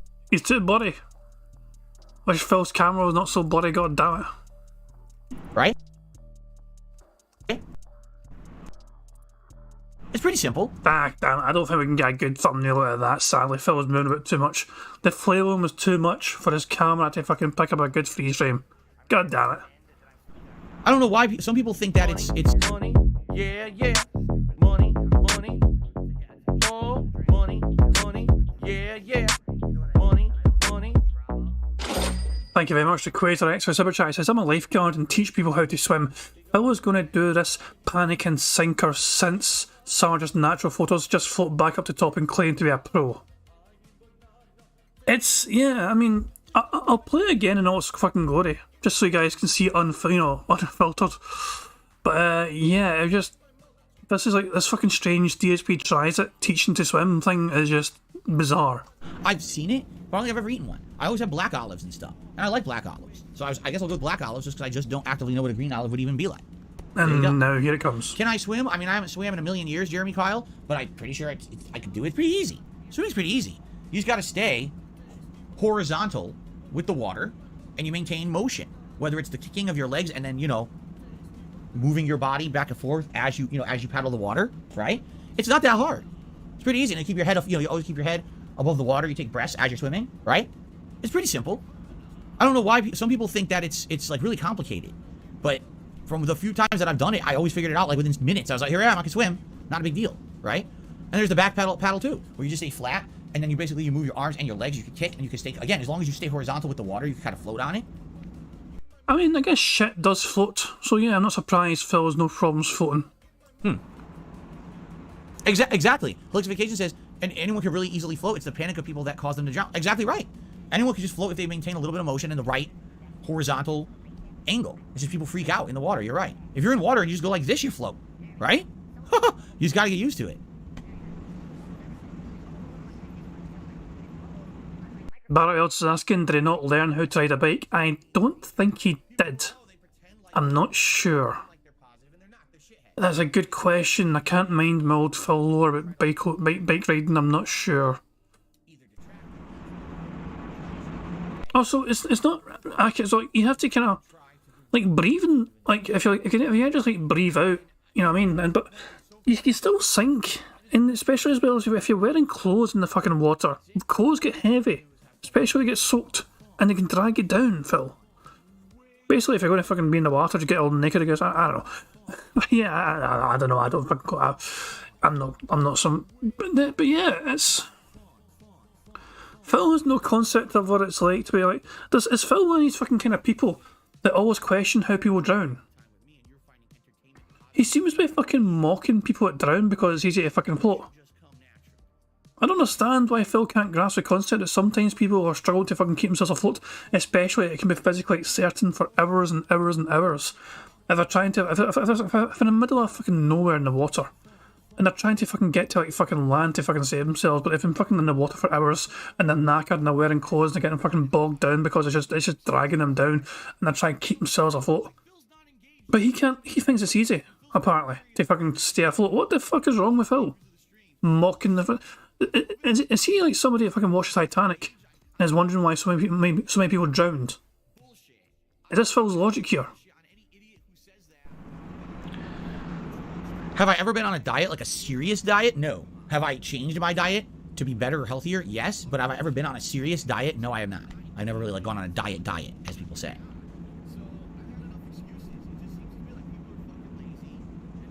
Do I ever see myself moving again? You know, I really like this place. I'll be honest. I like the community. I like the house. I like the weather. You like the community, Phil? You barely fucking leave your snort fort. You don't fucking talk to your goddamn neighbours either. You don't do fuck all in that fucking area. You're gonna pretend. You fucking pretended back in the fucking day you're gonna fucking go to these conventions and all that shit because Seattle's a big fucking vibrant hub, and you don't fucking do it.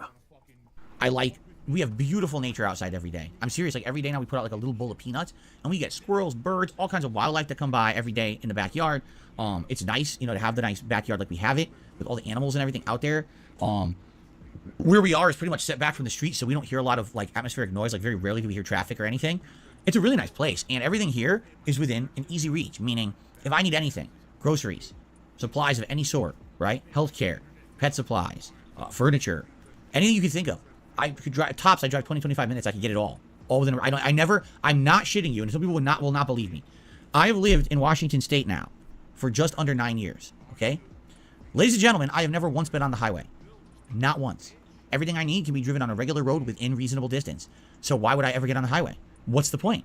All it does is put you into fucking stress and get you into traffic and stuff. There's no point. So Phil is confirming that any time he's gone to fucking Seattle, he avoids the quicker highway. Probably because he's fucking terrified of it, maybe, of all the people driving fast around him, or to get someone else to fucking drive for him, like Cat. But, yeah, because he's definitely gone to Seattle before. And there's like multiple, you can fucking go the scenic route, I guess, or you can fucking take the highway. But Phil, I guess, fucking takes the scenic route because he's such a bitch. So what I mean, like, everything here is easily within reach. When I lived in Connecticut, you had to drive everywhere to get anything. It was a pain in the ass. Nothing was really, you know, local stuff was a major pain. And by the way, as I've been saying, when I lived in Connecticut, there were so many people there, crammed, like high population density, that just getting around, you were constantly waiting in traffic to move. Here, it's really not that bad at all. I don't really have the complaints in that regard, so my life quality has been dramatically increased since I moved here. I don't know why I would move. Affordability, perhaps? You're struggling to fucking pay your bills? You fucking live in a house which is fucking too big for 2 fucking people? And a declawed cat? I'm just saying there's plenty of fucking reasons why your hand would be forced to fucking move. Also, bizarre thumbnail is bizarre, but Phil, like, fucking... One eye fucking... His eyes are desynced, so one eye blinked before the other. It's a shame. Poor Phil's eyes are desynced and they fucking don't even blink together. But of course I'm going to take this chance to try and make a good wee thumbnail to it. Let's see, let's crop that. Okay, cool. Got the wee image here. Got the website ready to go. Got me go here and copy the paste. And survey says... that fucking left-hand side nonsense again. Ruining everything. I can try and remove that myself later on. Balls. I don't see a reason. You know what I mean? If I could stay here forever, I probably would. My wife and I love it here. So, okay. I got a couple tips that came in. We got a $1.30 tip. Why are you doing a tier maker stream on Monday night when you have games to beat? Your channel is called DSP Gaming, not DSP Tier Maker. I'm not doing the tier maker streams on DSP Gaming. The tier maker streams are on DSP Reacts, all right, which is supposed to be a content channel where I'm reacting to things. If you're ranking things, you're reacting to them. So the content fits on that channel. So number one, your statement is incorrect. Number one, you're wrong. You actually got your first statement wrong. Your second statement, that I have all these games to beat. Who's in a rush to beat any games right now? I'm like Silent Hill 3. Oh, every fucking day you remind your chat how fucking many hours you've been playing a fucking game as if you're fucking desperate to get through the goddamn thing. So you're constantly reminding your audience on a fucking regular basis how fucking quick you're eager to get through the fucking games so you can move on to other shit. Is this another fucking potential thumbnail? This is a strange fucking face. I don't know, how to fucking pause it, the fucking randomness. I don't know, it's just Phil. I don't think it's me, I think it's Phil. Phil's just got one of those faces where you just want to fucking punch the fuck out of it sometimes or take some strange pictures of it. Or both. But there we go. Let's see how this one looks. And survey says, there we go. It's not too bad at all. Is it better than this one? Fucking contemplative film. Jesus, man. The fucking eyes. The blackest eyes. Elden Ring. Oblivion. Where's the rush? We're not even playing any new releases right now. New releases are coming later this month, but this is a more chill month. Why? What rush are we in exactly? Why do you think we're doing the Tier Maker stream on Monday night, actually? It's because there is really nothing else going on. And I can put that kind of content into the rotation. When we're in the middle of, all hot new releases. Is that a burp? When we're... Oh, I should have delayed. I thought it burped, but it just delayed. In the middle of all hot new releases, right? I won't be doing those kind of streams. This is very much an idea that I had because there's nothing else going on and we have opportunity to do it right now. So... literally everything you stated in your tip was wrong. The channel, the kind of content, and the fact that I have to rush to finish like games, like none of this is correct. But thank you for the tip, but wrong, and wrong. I'm sorry. Trying not to be harsh here, but yeah, it was pretty wrong. Okay. I received a $1.50 tip from Lady Charisma. Do you remember the song you used for the old Hateful Truth videos? I'm working on a video. I'm hoping to send it in for next week's DSP vs. the Internet. DSP vs. the Internet has become my favorite thing you've done recently. The old song I used to use for Hateful Truth, the original song for the Hateful Truth, or the one that I used, man, I've used different songs. At one point, at the beginning of the Hateful Truth, I was using a remix of the Bowser's Castle theme, I think, from Super Mario World, and it was a rock-based theme, and I just gotten it randomly from like a website on the internet. So I don't even remember what the name of that song was. At one point, I was using the song Do You Call My Name by the band Ra, just spelled R-A. That was the intro that I was using for a while. So I don't know. There you go. Hopefully that answers your question. Maybe one of those is your answer. Did you get permission to use this music for your fucking shite, Phil? Okay.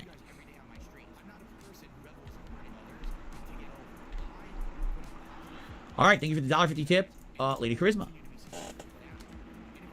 Here we go. Cool. Oh.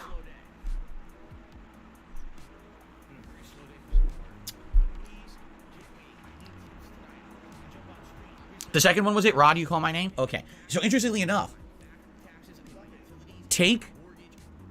I'm serious about this now. The Nas song, Hate Me Now, and the Raw song, Do You Call My Name, and play them both and listen to them. They use exactly the same, like, beat. That dun dun dun dun, dun dun dun dun, dun dun dun dun, dun dun dun dun. So what I did once, I edited in the intro of the Nas song into Do You Call My Name. So it starts with the intro of Hate Me Now, which was the King of Hate moniker I used to have.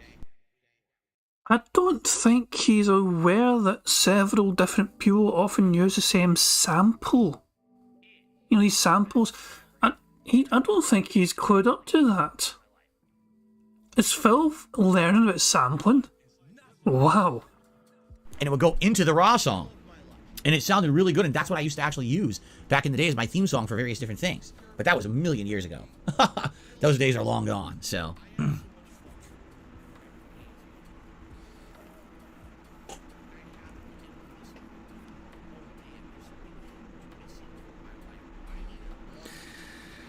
Kino? Who the hell's Kino? K-I-N-O. You should listen to Kino. I don't know who that is.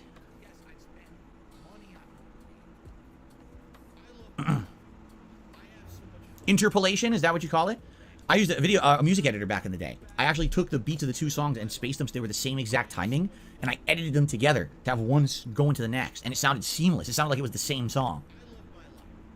Alright, I'm bored. Let's go with 1.75 again. Kino is the diet where you eat all meat? No. Absolutely not. That's not the same diet. A Russian band? Who's the Russian band? Kino is a Russian band. Oh, okay, gotcha. You're thinking about keto. You're thinking about keto or keto diet.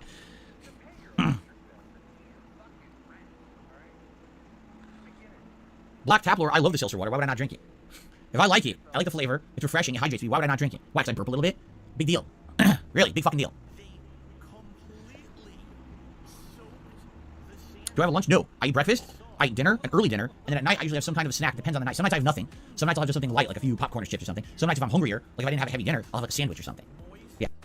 mean, I don't drink fizzy fucking shit when I'm fucking streaming. Like I have like I have like squash, like lemon and lime squash. Look at me fucking using the American term for the fucking majority. Like it's diluting juice, you know. It's fucking diluting juice I use, but it's just normal H2O in that fucking glass. Some flavoured water, still water, good old Scottish tap water. And it's like fucking yes. Why does Phil? So Phil knows his burping annoys people. Phil's aware of this, and yet he chooses not to fucking do something to make his audience's lives better because he likes his fucking like fizzy water, and so he's gonna keep fucking doing it. Fuck you, audience. I'm gonna fucking do this thing because I like fucking doing it, and I don't care if you guys fucking hate it. That's basically what he's fucking telling his audience here. Fuck you guys. I want to fucking keep doing this. Screw you guys fucking not liking it. Yeah, last night. So here's what I ate yesterday. Yesterday I had a plain bagel with cream cheese in the morning. For dinner yesterday, we had the beef bowl, which is a bowl of rice, beef, and eggs with some onions. And then after the fact that night, I had a turkey sandwich, which was just turkey and ciabatta bread. That was what I ate yesterday. No, we're not doing New Game Plus of Sekiro. I just played Wolong, and now we're playing Elden Ring. I'm not doing New Game Plus of Sekiro. That's a ridiculous request. I don't know if we're getting Dead Island 2. I'd like a lot more information on it. I know it comes out next week. I'd like to hear if the game's any good. I'd like more information. Right now, people don't seem to know much about it, or really, you know, there's no determination. If I hear it's good and people want me to play it, then I'll play it. We'll find out. Yes, Pickle Man, personally, I like seltzer water. I like, you're absolutely right, it has some flavor, because it has that, was aspartame or whatever in it? Is it aspartame? Let's look. Yes, aspartame, so it has some sweetness to it. It has artificial flavor, right? So or is it natural flavors in this one? No, it's natural flavors. It actually doesn't have artificial flavor. It's a natural flavoring with aspartame for sweetness, and it's got a little bit of a bubbliness to it. I like that. It's refreshing. But as I'm saying though, I like flavoured water as well, but I drink it still. I think fizzy water's fucking strange. To me, there's something unnatural about fucking fizzy water. Like, that bullshit should not be fucking fizzing. Like, H2O is not meant to fizz. If you want a fizzy drink, get some fucking cola iron brew or some fucking... Don't fucking make your goddamn water fizzy. It's just bizarre. It's like, it goes against the laws of nature. In my opinion, anyway. But you get what I'm saying, though. There's no harm in flavouring your water and making it a bit more fucking palatable, but no, don't fucking get your fucking water being fizzy. Just use... I assume tap water is perfectly fucking safe in Seattle and Renton. Just get some Doten juice, Phil, you know, or squash or whatever, and just fucking flavour it that way, for fuck's sake. Why do I stall so much and not play the game? Because this is not game time, this is podcast time. I do a podcast every morning. Starts around 11:15 a.m. and it rolls to around 12:30 p.m. He admits it's stalling. Oh, one more time. Phil was openly admitting to it. He was reading a message, but he didn't fucking dispute it. He's saying, yep, I'm stalling, and this is why. I like that. It's refreshing. Why do I stall so much and not play the game? Because this is not game time, this is podcast time. I do a podcast every morning. Starts around 11:15 a.m. and it rolls to around 12:30 p.m. Every single day that I stream, I do this podcast. This is not game time. Game time is scheduled for roughly 12:45 to 1 p.m. to 4 p.m. These are different segments. You check the schedule. I'm not delaying anything. I'm doing the show. I do the show every day. People love the show. Get good views, get good following. That's why. If you got a problem with that, come back when the gameplay starts. It's scheduled. You're early. I agree, Pickle Man, because I enjoy the podcast and the discussions that we have. And here's the good thing, because I do the podcast every day, we get these discussions out of the way. Now when we start up with Elden Ring, we can focus on Elden Ring. Unlike a lot of other streamers, they turn on their stream, oh, I'm supposed to be playing the game, but I talk to my audience for 90 minutes. And then when I start the game, I'm still talking to my audience for 90 minutes. So they do a 5-hour stream and they play the game for 1 hour. Oh, there's some YouTuber jealousy right fucking there, because streamers fucking like their audience and Phil doesn't. No, that's not what I do. Do I like eating spicy ramen? You know, I don't know if I've ever really had a spicy ramen. I don't know if I have. I think I prefer more savory ramen. Shit, you're right, that's a bingo. Yeah, I thought it wasn't a bingo because it wasn't, you know, vertical or horizontal, but we actually have that shit diagonal. So yeah, Socorif Puni is right, that is indeed a bingo because we've got diagonal line from top left to bottom right. We are 3 away from a full house because we have the free space.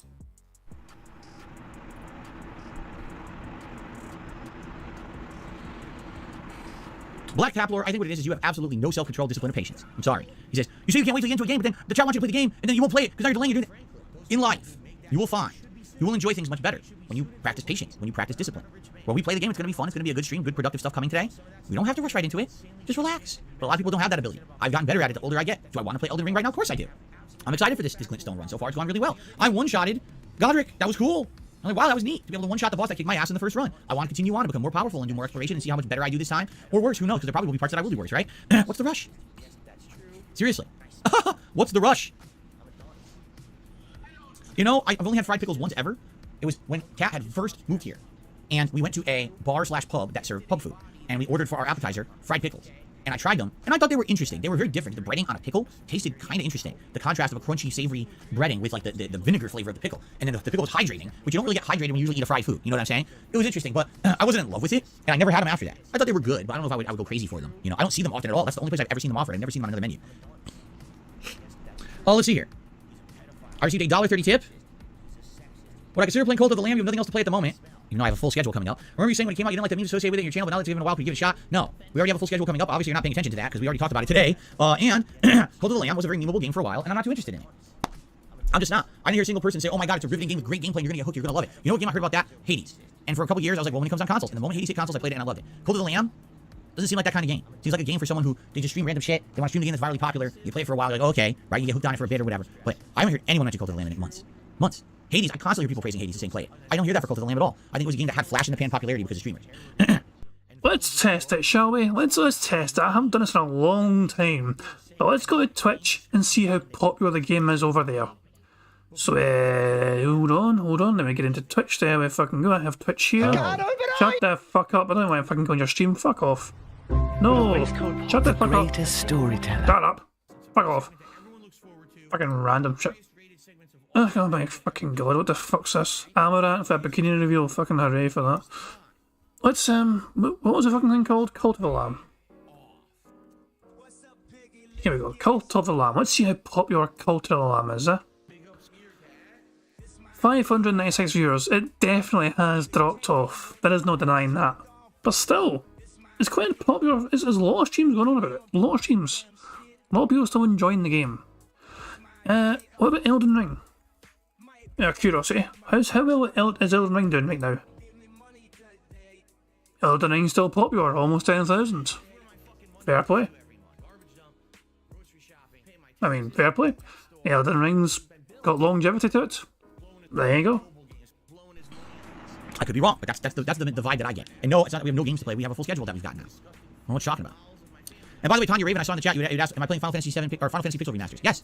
Yes, starting Thursday. There's a poll I posted up on DSP Gaming this morning on this podcast on the community tab to vote on which Final Fantasy game you want to see me play first. 1, 2, 3, or 5. So go vote. And it starts Thursday. Why aren't I playing Tactics? Because Tactics didn't get a remake. Tactics, if it had a remake, I would play it. I love Final Fantasy Tactics. That's a PS1 game. And I also love Final Fantasy Tactics Advance. That is a Game Boy Advance game. They're both outstanding games. Played them both, love them both. I know. Pasco says they tried remastering Tactics on PSP and had slowdown. I know, I owned it. I still liked it. And I played it handheld, but it was disappointing. It wasn't as good as the PlayStation version, I felt.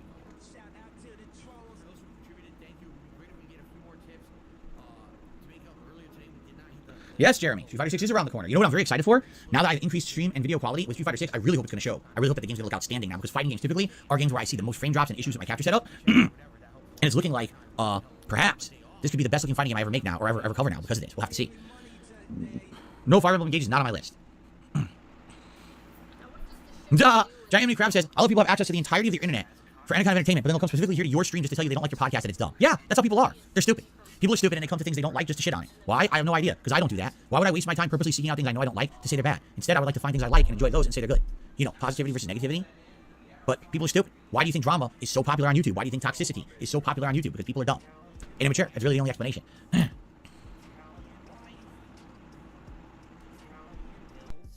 I feel like that's worth a rewind at slower speed.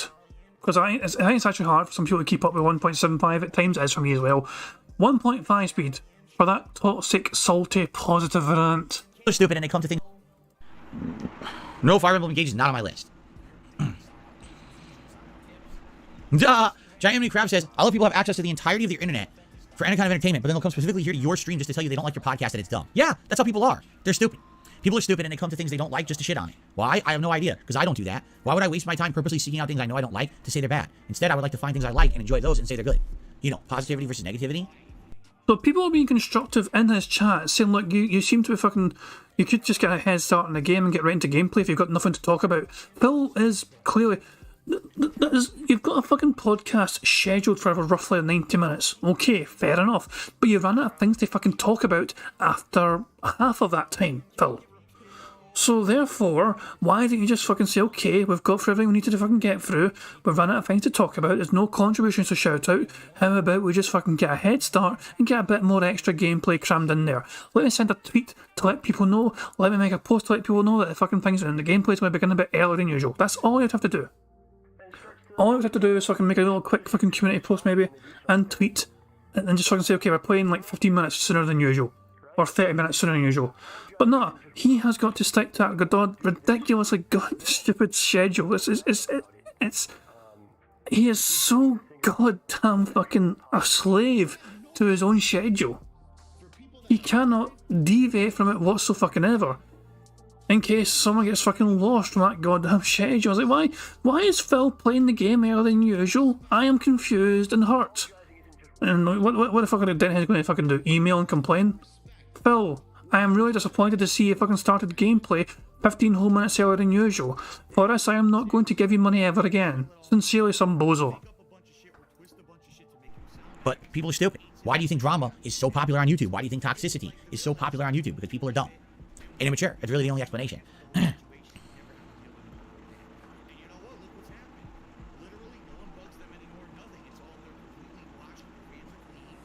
Happy Friday, Blastoise. How are you? Just a few more minutes, guys. Just a few more minutes. All right. Please, you know, if you have any final questions or any final contributions to shout out, I'll shout them out. Or any final questions, now would be the time. Pickleman says, I prefer you as a streamer. It's easy to engage in a conversation. Other streamers with a lot of people in their chat make it hard to engage. You're right. You're absolutely right. Since I became an interactive streamer in 2017, I saw the value in having the interaction with a community.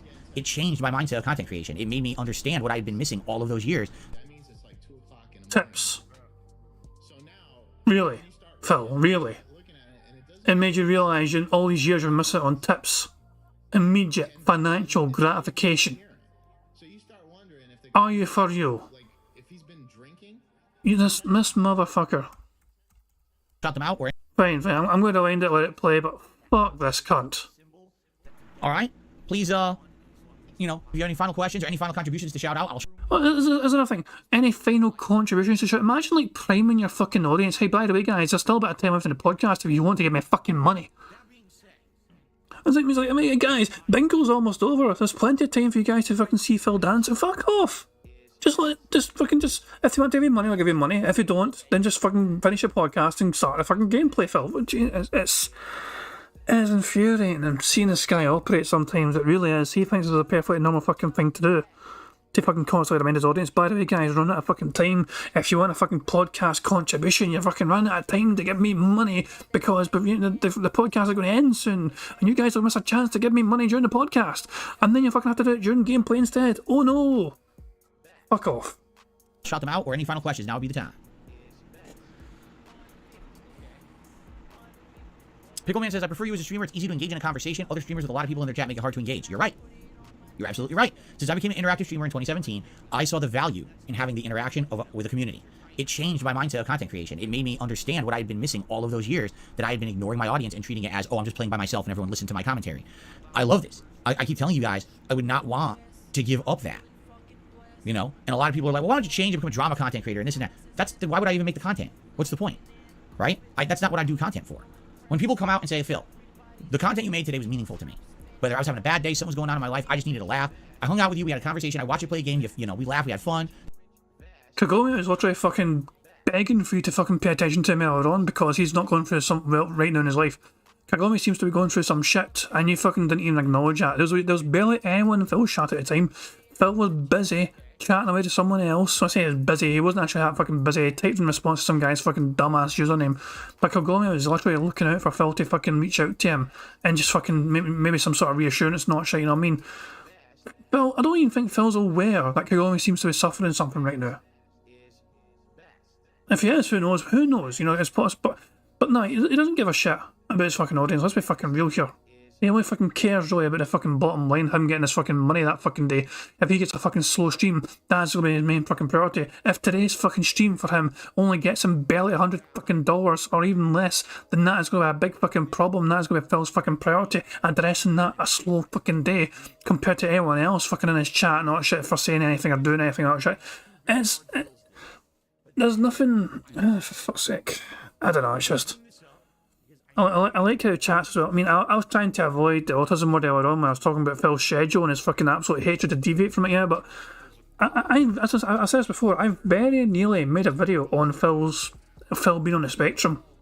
But also, the thing is though, I don't want to I didn't do the video in the end because I didn't want to come across as mocking a disability, you know, like, Phil claims he's not autistic. Somebody gave, I should try and find it, I'll try and find the clip. There's a very good clip on Pig Go. I searched random things on Pig Go, by the way. But if you search autistic, you'll find an old Minecraft clip. How many times does he fucking... Here we go. It's never too hard to fucking find. Somebody tipped him, saying he's supporting autistic creators. And Phil got angry with him. Now will it play? Play, you bastard. Yeah. So here we go. Tonight, just so you guys know.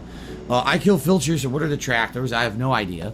Support autistic creators is insulting me and calling me autistic, so you can get a nice, insane ban here. Fuck off. Mr. Bravo Veriture says they stack. There you go. So somebody literally was supporting what they thought was an autistic creator by giving Phil money. And Phil took offence to it because he thought the guy was calling him autistic, which he comes across as autistic. There's definitely Phil shows traits of autism. There's no denying this. He's got several different traits of it, you know. So that's what I'm saying. Like, clips like this makes me think that if he is autistic, he's never been diagnosed as that. But it could be something that has just never been recognised by doctors or health professionals, or whatever. But the fact of the matter is, he doesn't understand basic terms like a rainy day fund. Phil was genuinely confused what a rainy day fund was. Phil Burnell, hand on heart, swear to God, thought a rainy day fund was money to be used when it's raining. I shit you not. That is absolute fucking love of schedules, not liking to deviate from it whatsoever. He loves planning things out. There's several traits of autism there, and being on the spectrum. So I very nearly made a video covering all these little things that kind of indicate Phil's on the spectrum. But I was talking to detractors as well, thinking what it was is, I don't know how to go about this video because I don't want to come across as being a dick towards people with autism. Because, you know, if the things is like, people say it's a weighted vest. Phil rocks back and forth a whole lot, has a whole lot of rocking. That's also a trait of being in a spectrum. And people say the vest he's wearing right there in the clip you can see here is a weighted vest meant to help with that. But in the end, I never made a video because I didn't know how I could fucking make it, and without coming across as a dick, essentially. And just not to Phil, but just in general to like people, like, because it's like if it felt worth bringing up, but at the end of the day, it's like I just couldn't fucking go about it in a good way. So yeah, that's why I bailed from that video idea. Even if it's an interesting thing to cover and discuss and explore, I just never found a really good way to properly tackle it. I mean, I did talk to other detractors, especially ones that were autistic as well, and I got their thoughts on it. So I was very careful just to kind of make sure I wasn't... Because the last thing I wanted to do was obviously come across as being disrespectful towards people who have autism. You know, just as you're the fucking hand you're dealt, you can't help that. But in the end, I just bailed from the video. I was like, okay, I can't do this. I can't do this without coming across as, in my opinion, coming across as being, like, disrespectful. So yeah. It was a pretty awesome part. It was a part you failed. You know, we laughed at your rig. And it meant something. Please, thank you. Thank you for making that content. Please continue to do it. That means something to me, you understand? As opposed to making everything on the internet about toxicity and attacking other people and drama and nonsense and benefiting off of misery and all the shit that most YouTubers are doing these days. I don't want that for me or the community. I feel like we have done something unique and different here that others haven't. I make a living actually putting out positive content for you. You make a living begging, Phil. You make a living fucking begging every single fucking goddamn day. You reminded your fucking chat earlier on the support's been slow, especially in tips lately. You really want a fucking good support day in your fucking tips. If you don't get it, you're going to fucking make an emergency fucking video probably. Either today or tomorrow. Depends how fucking many days go by if you're only getting a fucking $100 in tips or something.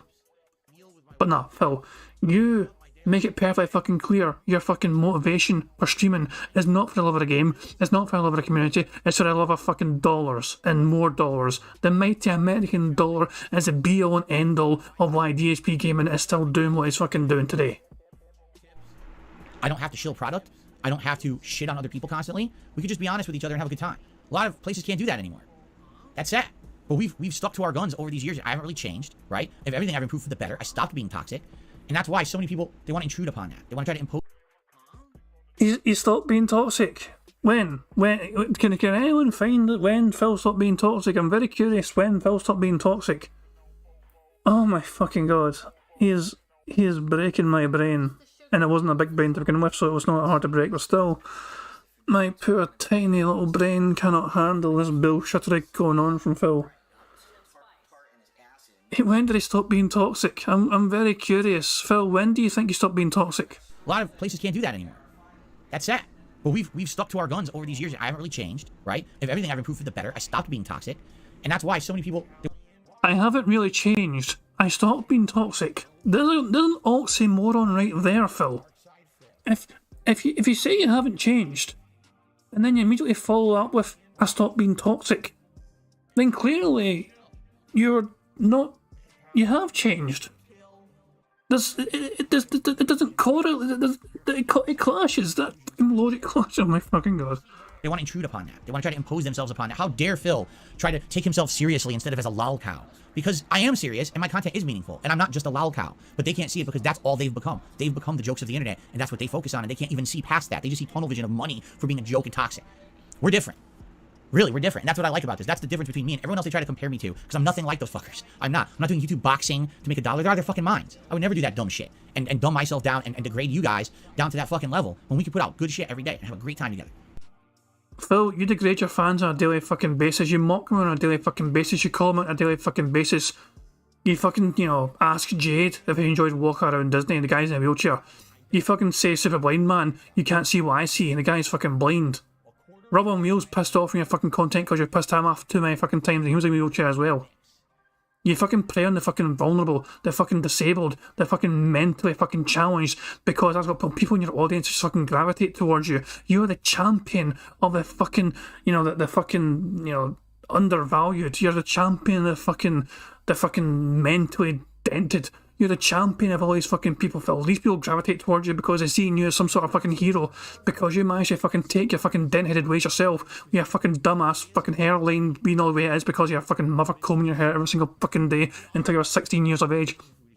And your fucking gout-ridden fucking feet and your fucking badass fucking back. You can't fucking drive in highways, not shit. You fucking snort all the goddamn time. You burp all the goddamn time. You got audience members in your chat that fucking relate to you. They fucking gravitate towards you. Why is that?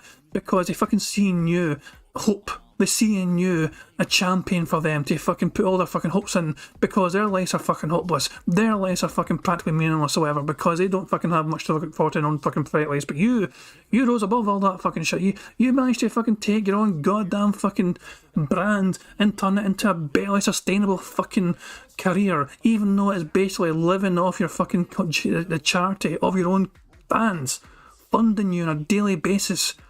And if they don't fucking fund enough, then you're going to remind them. You're sure to fucking remind them that they're fucking coming up short. So I better fucking step up and make sure they fucking support. That's what it's all about, man. Oh, let's see here. Yeah, I know. I know that you got a troll. We're going to have a few trolls today because I'm playing Elden Ring. Just tell me, I'll get rid of them. No problem. Get them right the fuck out of there. We got another fucking bingo. Lean and ban has been ticked. There we fucking go.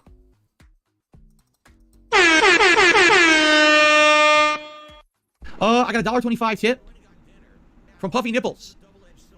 When was the last time you went to GameStop and bought a physical disc? GameStop specifically to buy a physical disc? The Star Fox game on the Wii U? Or ARMS? Well, you're saying physical disc. Physical disc would have been the Star Fox game on the Wii U. Whatever game that was. I don't remember what it was. But whatever the Wii U Star Fox was, almost a decade ago or whatever. I know when the Switch came out, I bought ARMS physically. But that's not a disc. That's a cartridge. A little, what do you call it? Memory card or whatever, right? So, yeah. I don't walk into GameStop and buy shit. No, never. I stopped buying physical stuff a million years ago. There's zero reason to do so. Zero. I have no idea if I would play Red Dead Revolver. There was an option to do it years ago, and I put it into polls and stuff, and no one voted for it. No one wanted it. I don't know much about it. Of course, inflation has affected me in a negative way. It affected everyone in a negative way. When inflation went up, do you think that my income went up? No. In fact, I told you guys, ever since leaving Twitch, my income has gone down. And yet you still demand the same things from everyone else around the world. You're still demanding $150 per fucking stream, $300 per day from your audience, despite being fully aware that fucking times are tight right now for the world in general for fucking trying to support dumbasses like you on the internet. You have no consideration for your audience, Phil. You fucking kept those goals ridiculously fucking high. And if they're not fucking met, of course you're gonna fucking put on the black shirt and beg and fucking mind them. Support's been slow, guys. I've lost income in the last 2 years. So I'm making less, but everything costs me more. So yeah, inflation absolutely is affecting me. Join the fucking club, you dank.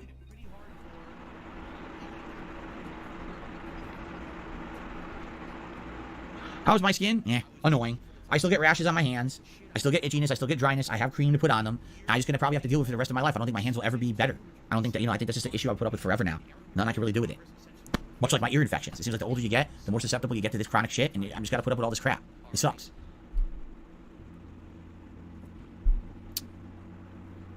Alright, guys.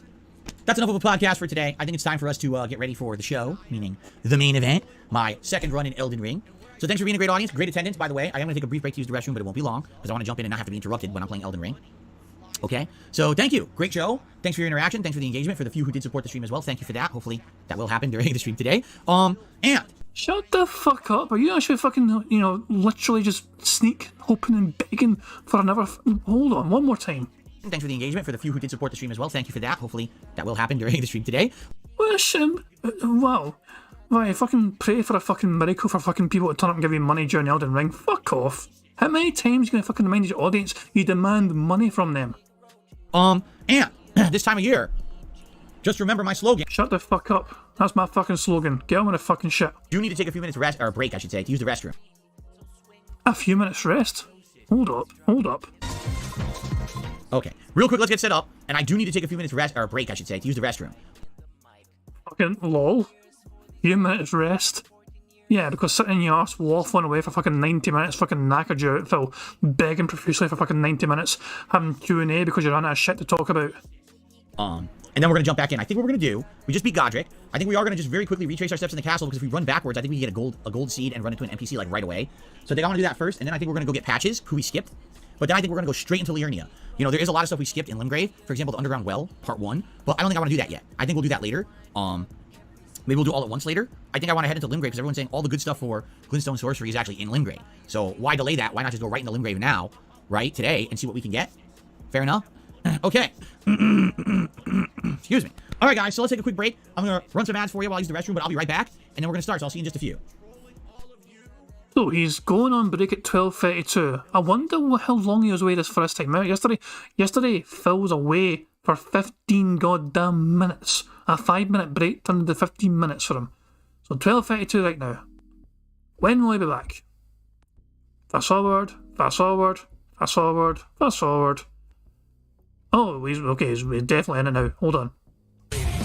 What I want to do today. Oh, here we go. So let's see what time it is when he fucking turns off his fucking dumbass, slideshow.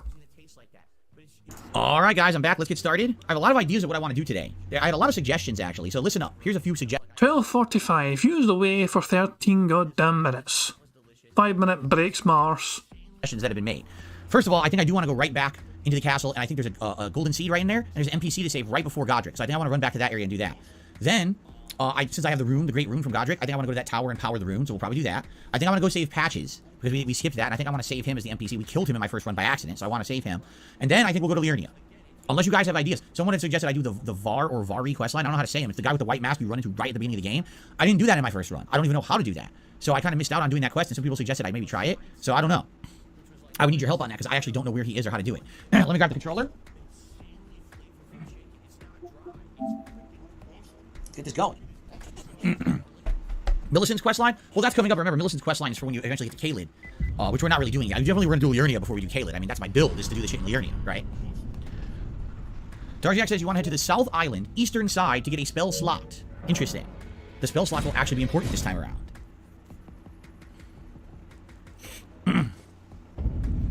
Oh, really? You have to do PvP with real people to do the White Mask questline? Then I can't do it because I don't have PS Plus. So we can't do that at all, actually. All right, so guys, I need your feedback today. What do you think about the stream? How does it look? Shite. All right, I want your feedback on how it looks for you guys. Shite. Because this is my new setup and everything, okay? And I'm curious, with the 12,000 kilobits per second, does it look smooth? Does it look good? Shite. I would definitely appreciate feedback. It's shite. Okay? Fair enough. All right, let's get started. Don't you dare. Don't you dare. Alrighty, everyone. Yeah, fucking dick. That's the end of fucking Bingo, I guess, because he's fucking recording it for YouTube. I'm going to use a free space for down there.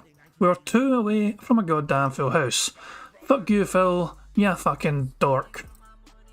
I guess we can refresh the stream and see how Phil's doing. Ignore the thing up here. It's just something that Derek told me. So I don't have to worry. Don't worry too much about the thing up here, you know what I mean? It's not really... It's just yeah, it's just something that Derek informed me about. This way, I believe. So, Phil is on $26 dues. 1 Minute Man has came and went and dropped off his daily contribution. His fucking, you know, that's... The amount of fucking money he gives Phil is ridiculous, man. Imagine getting $20 off somebody every single day. Surely, fuck, he's even giving Phil money on his day off. It'd be strange if he's not giving Phil money on his day off. That's just, yeah.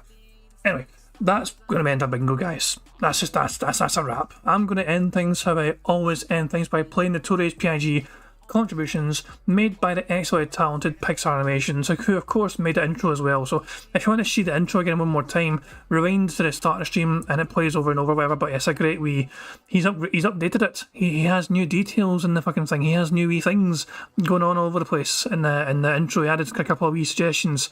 And if you guys can think of anything else, also let me know, let Pixar know, whatever, you know. But I think it's looking good. I think it's a very robust wee kind of little, you know, pre-stream intro thing for Bingo. But yeah, guys, thank you very much for being here. As I said once again, I do appreciate everyone being here to talk whatever, you know what I mean. I do hope you all enjoy the rest of your Friday. Hope you enjoy your Saturday as well. I will not be here. I'll be back on Sunday for some more DSP Bingo antics. But until then, I do hope you all have a fun weekend, and I'll catch you all on Sunday for some nice, relaxing, enjoyable Bingo style antics. Until then, hope you have a good one, guys, and I'll catch you all later. Peace out. On September 14th, a pre-authorized payment of $16.51 from PayPal.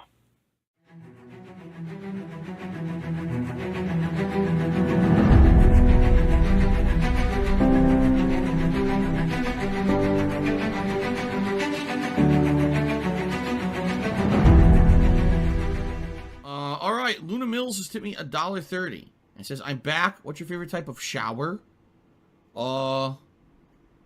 When you're showered in money, when you go outside, all of a sudden, greenbacks start falling from the sky, and you raise your face up. You're like, oh, you start dancing. You go, oh, money, money, yeah, yeah. All right, I don't know what the hell you're talking about, but thank you for the first tip of the day.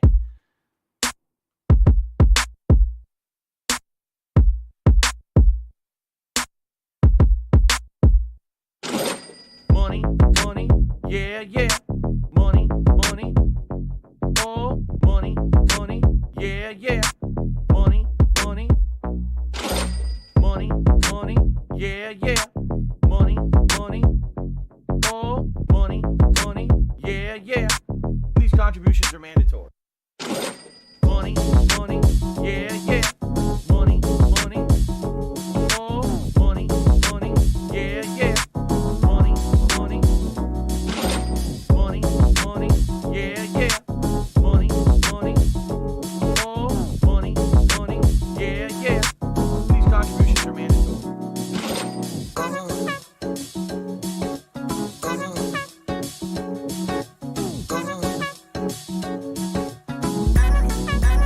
Show me the money.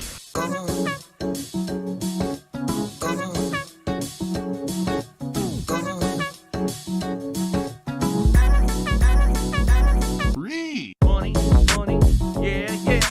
Money, money, oh, money, money, yeah, yeah. Money, money, money, money, yeah, yeah. Money, money, oh, money, money, yeah, yeah. These contributions are mandatory. And it's gone, just gone like that, in an instant, fucking gone.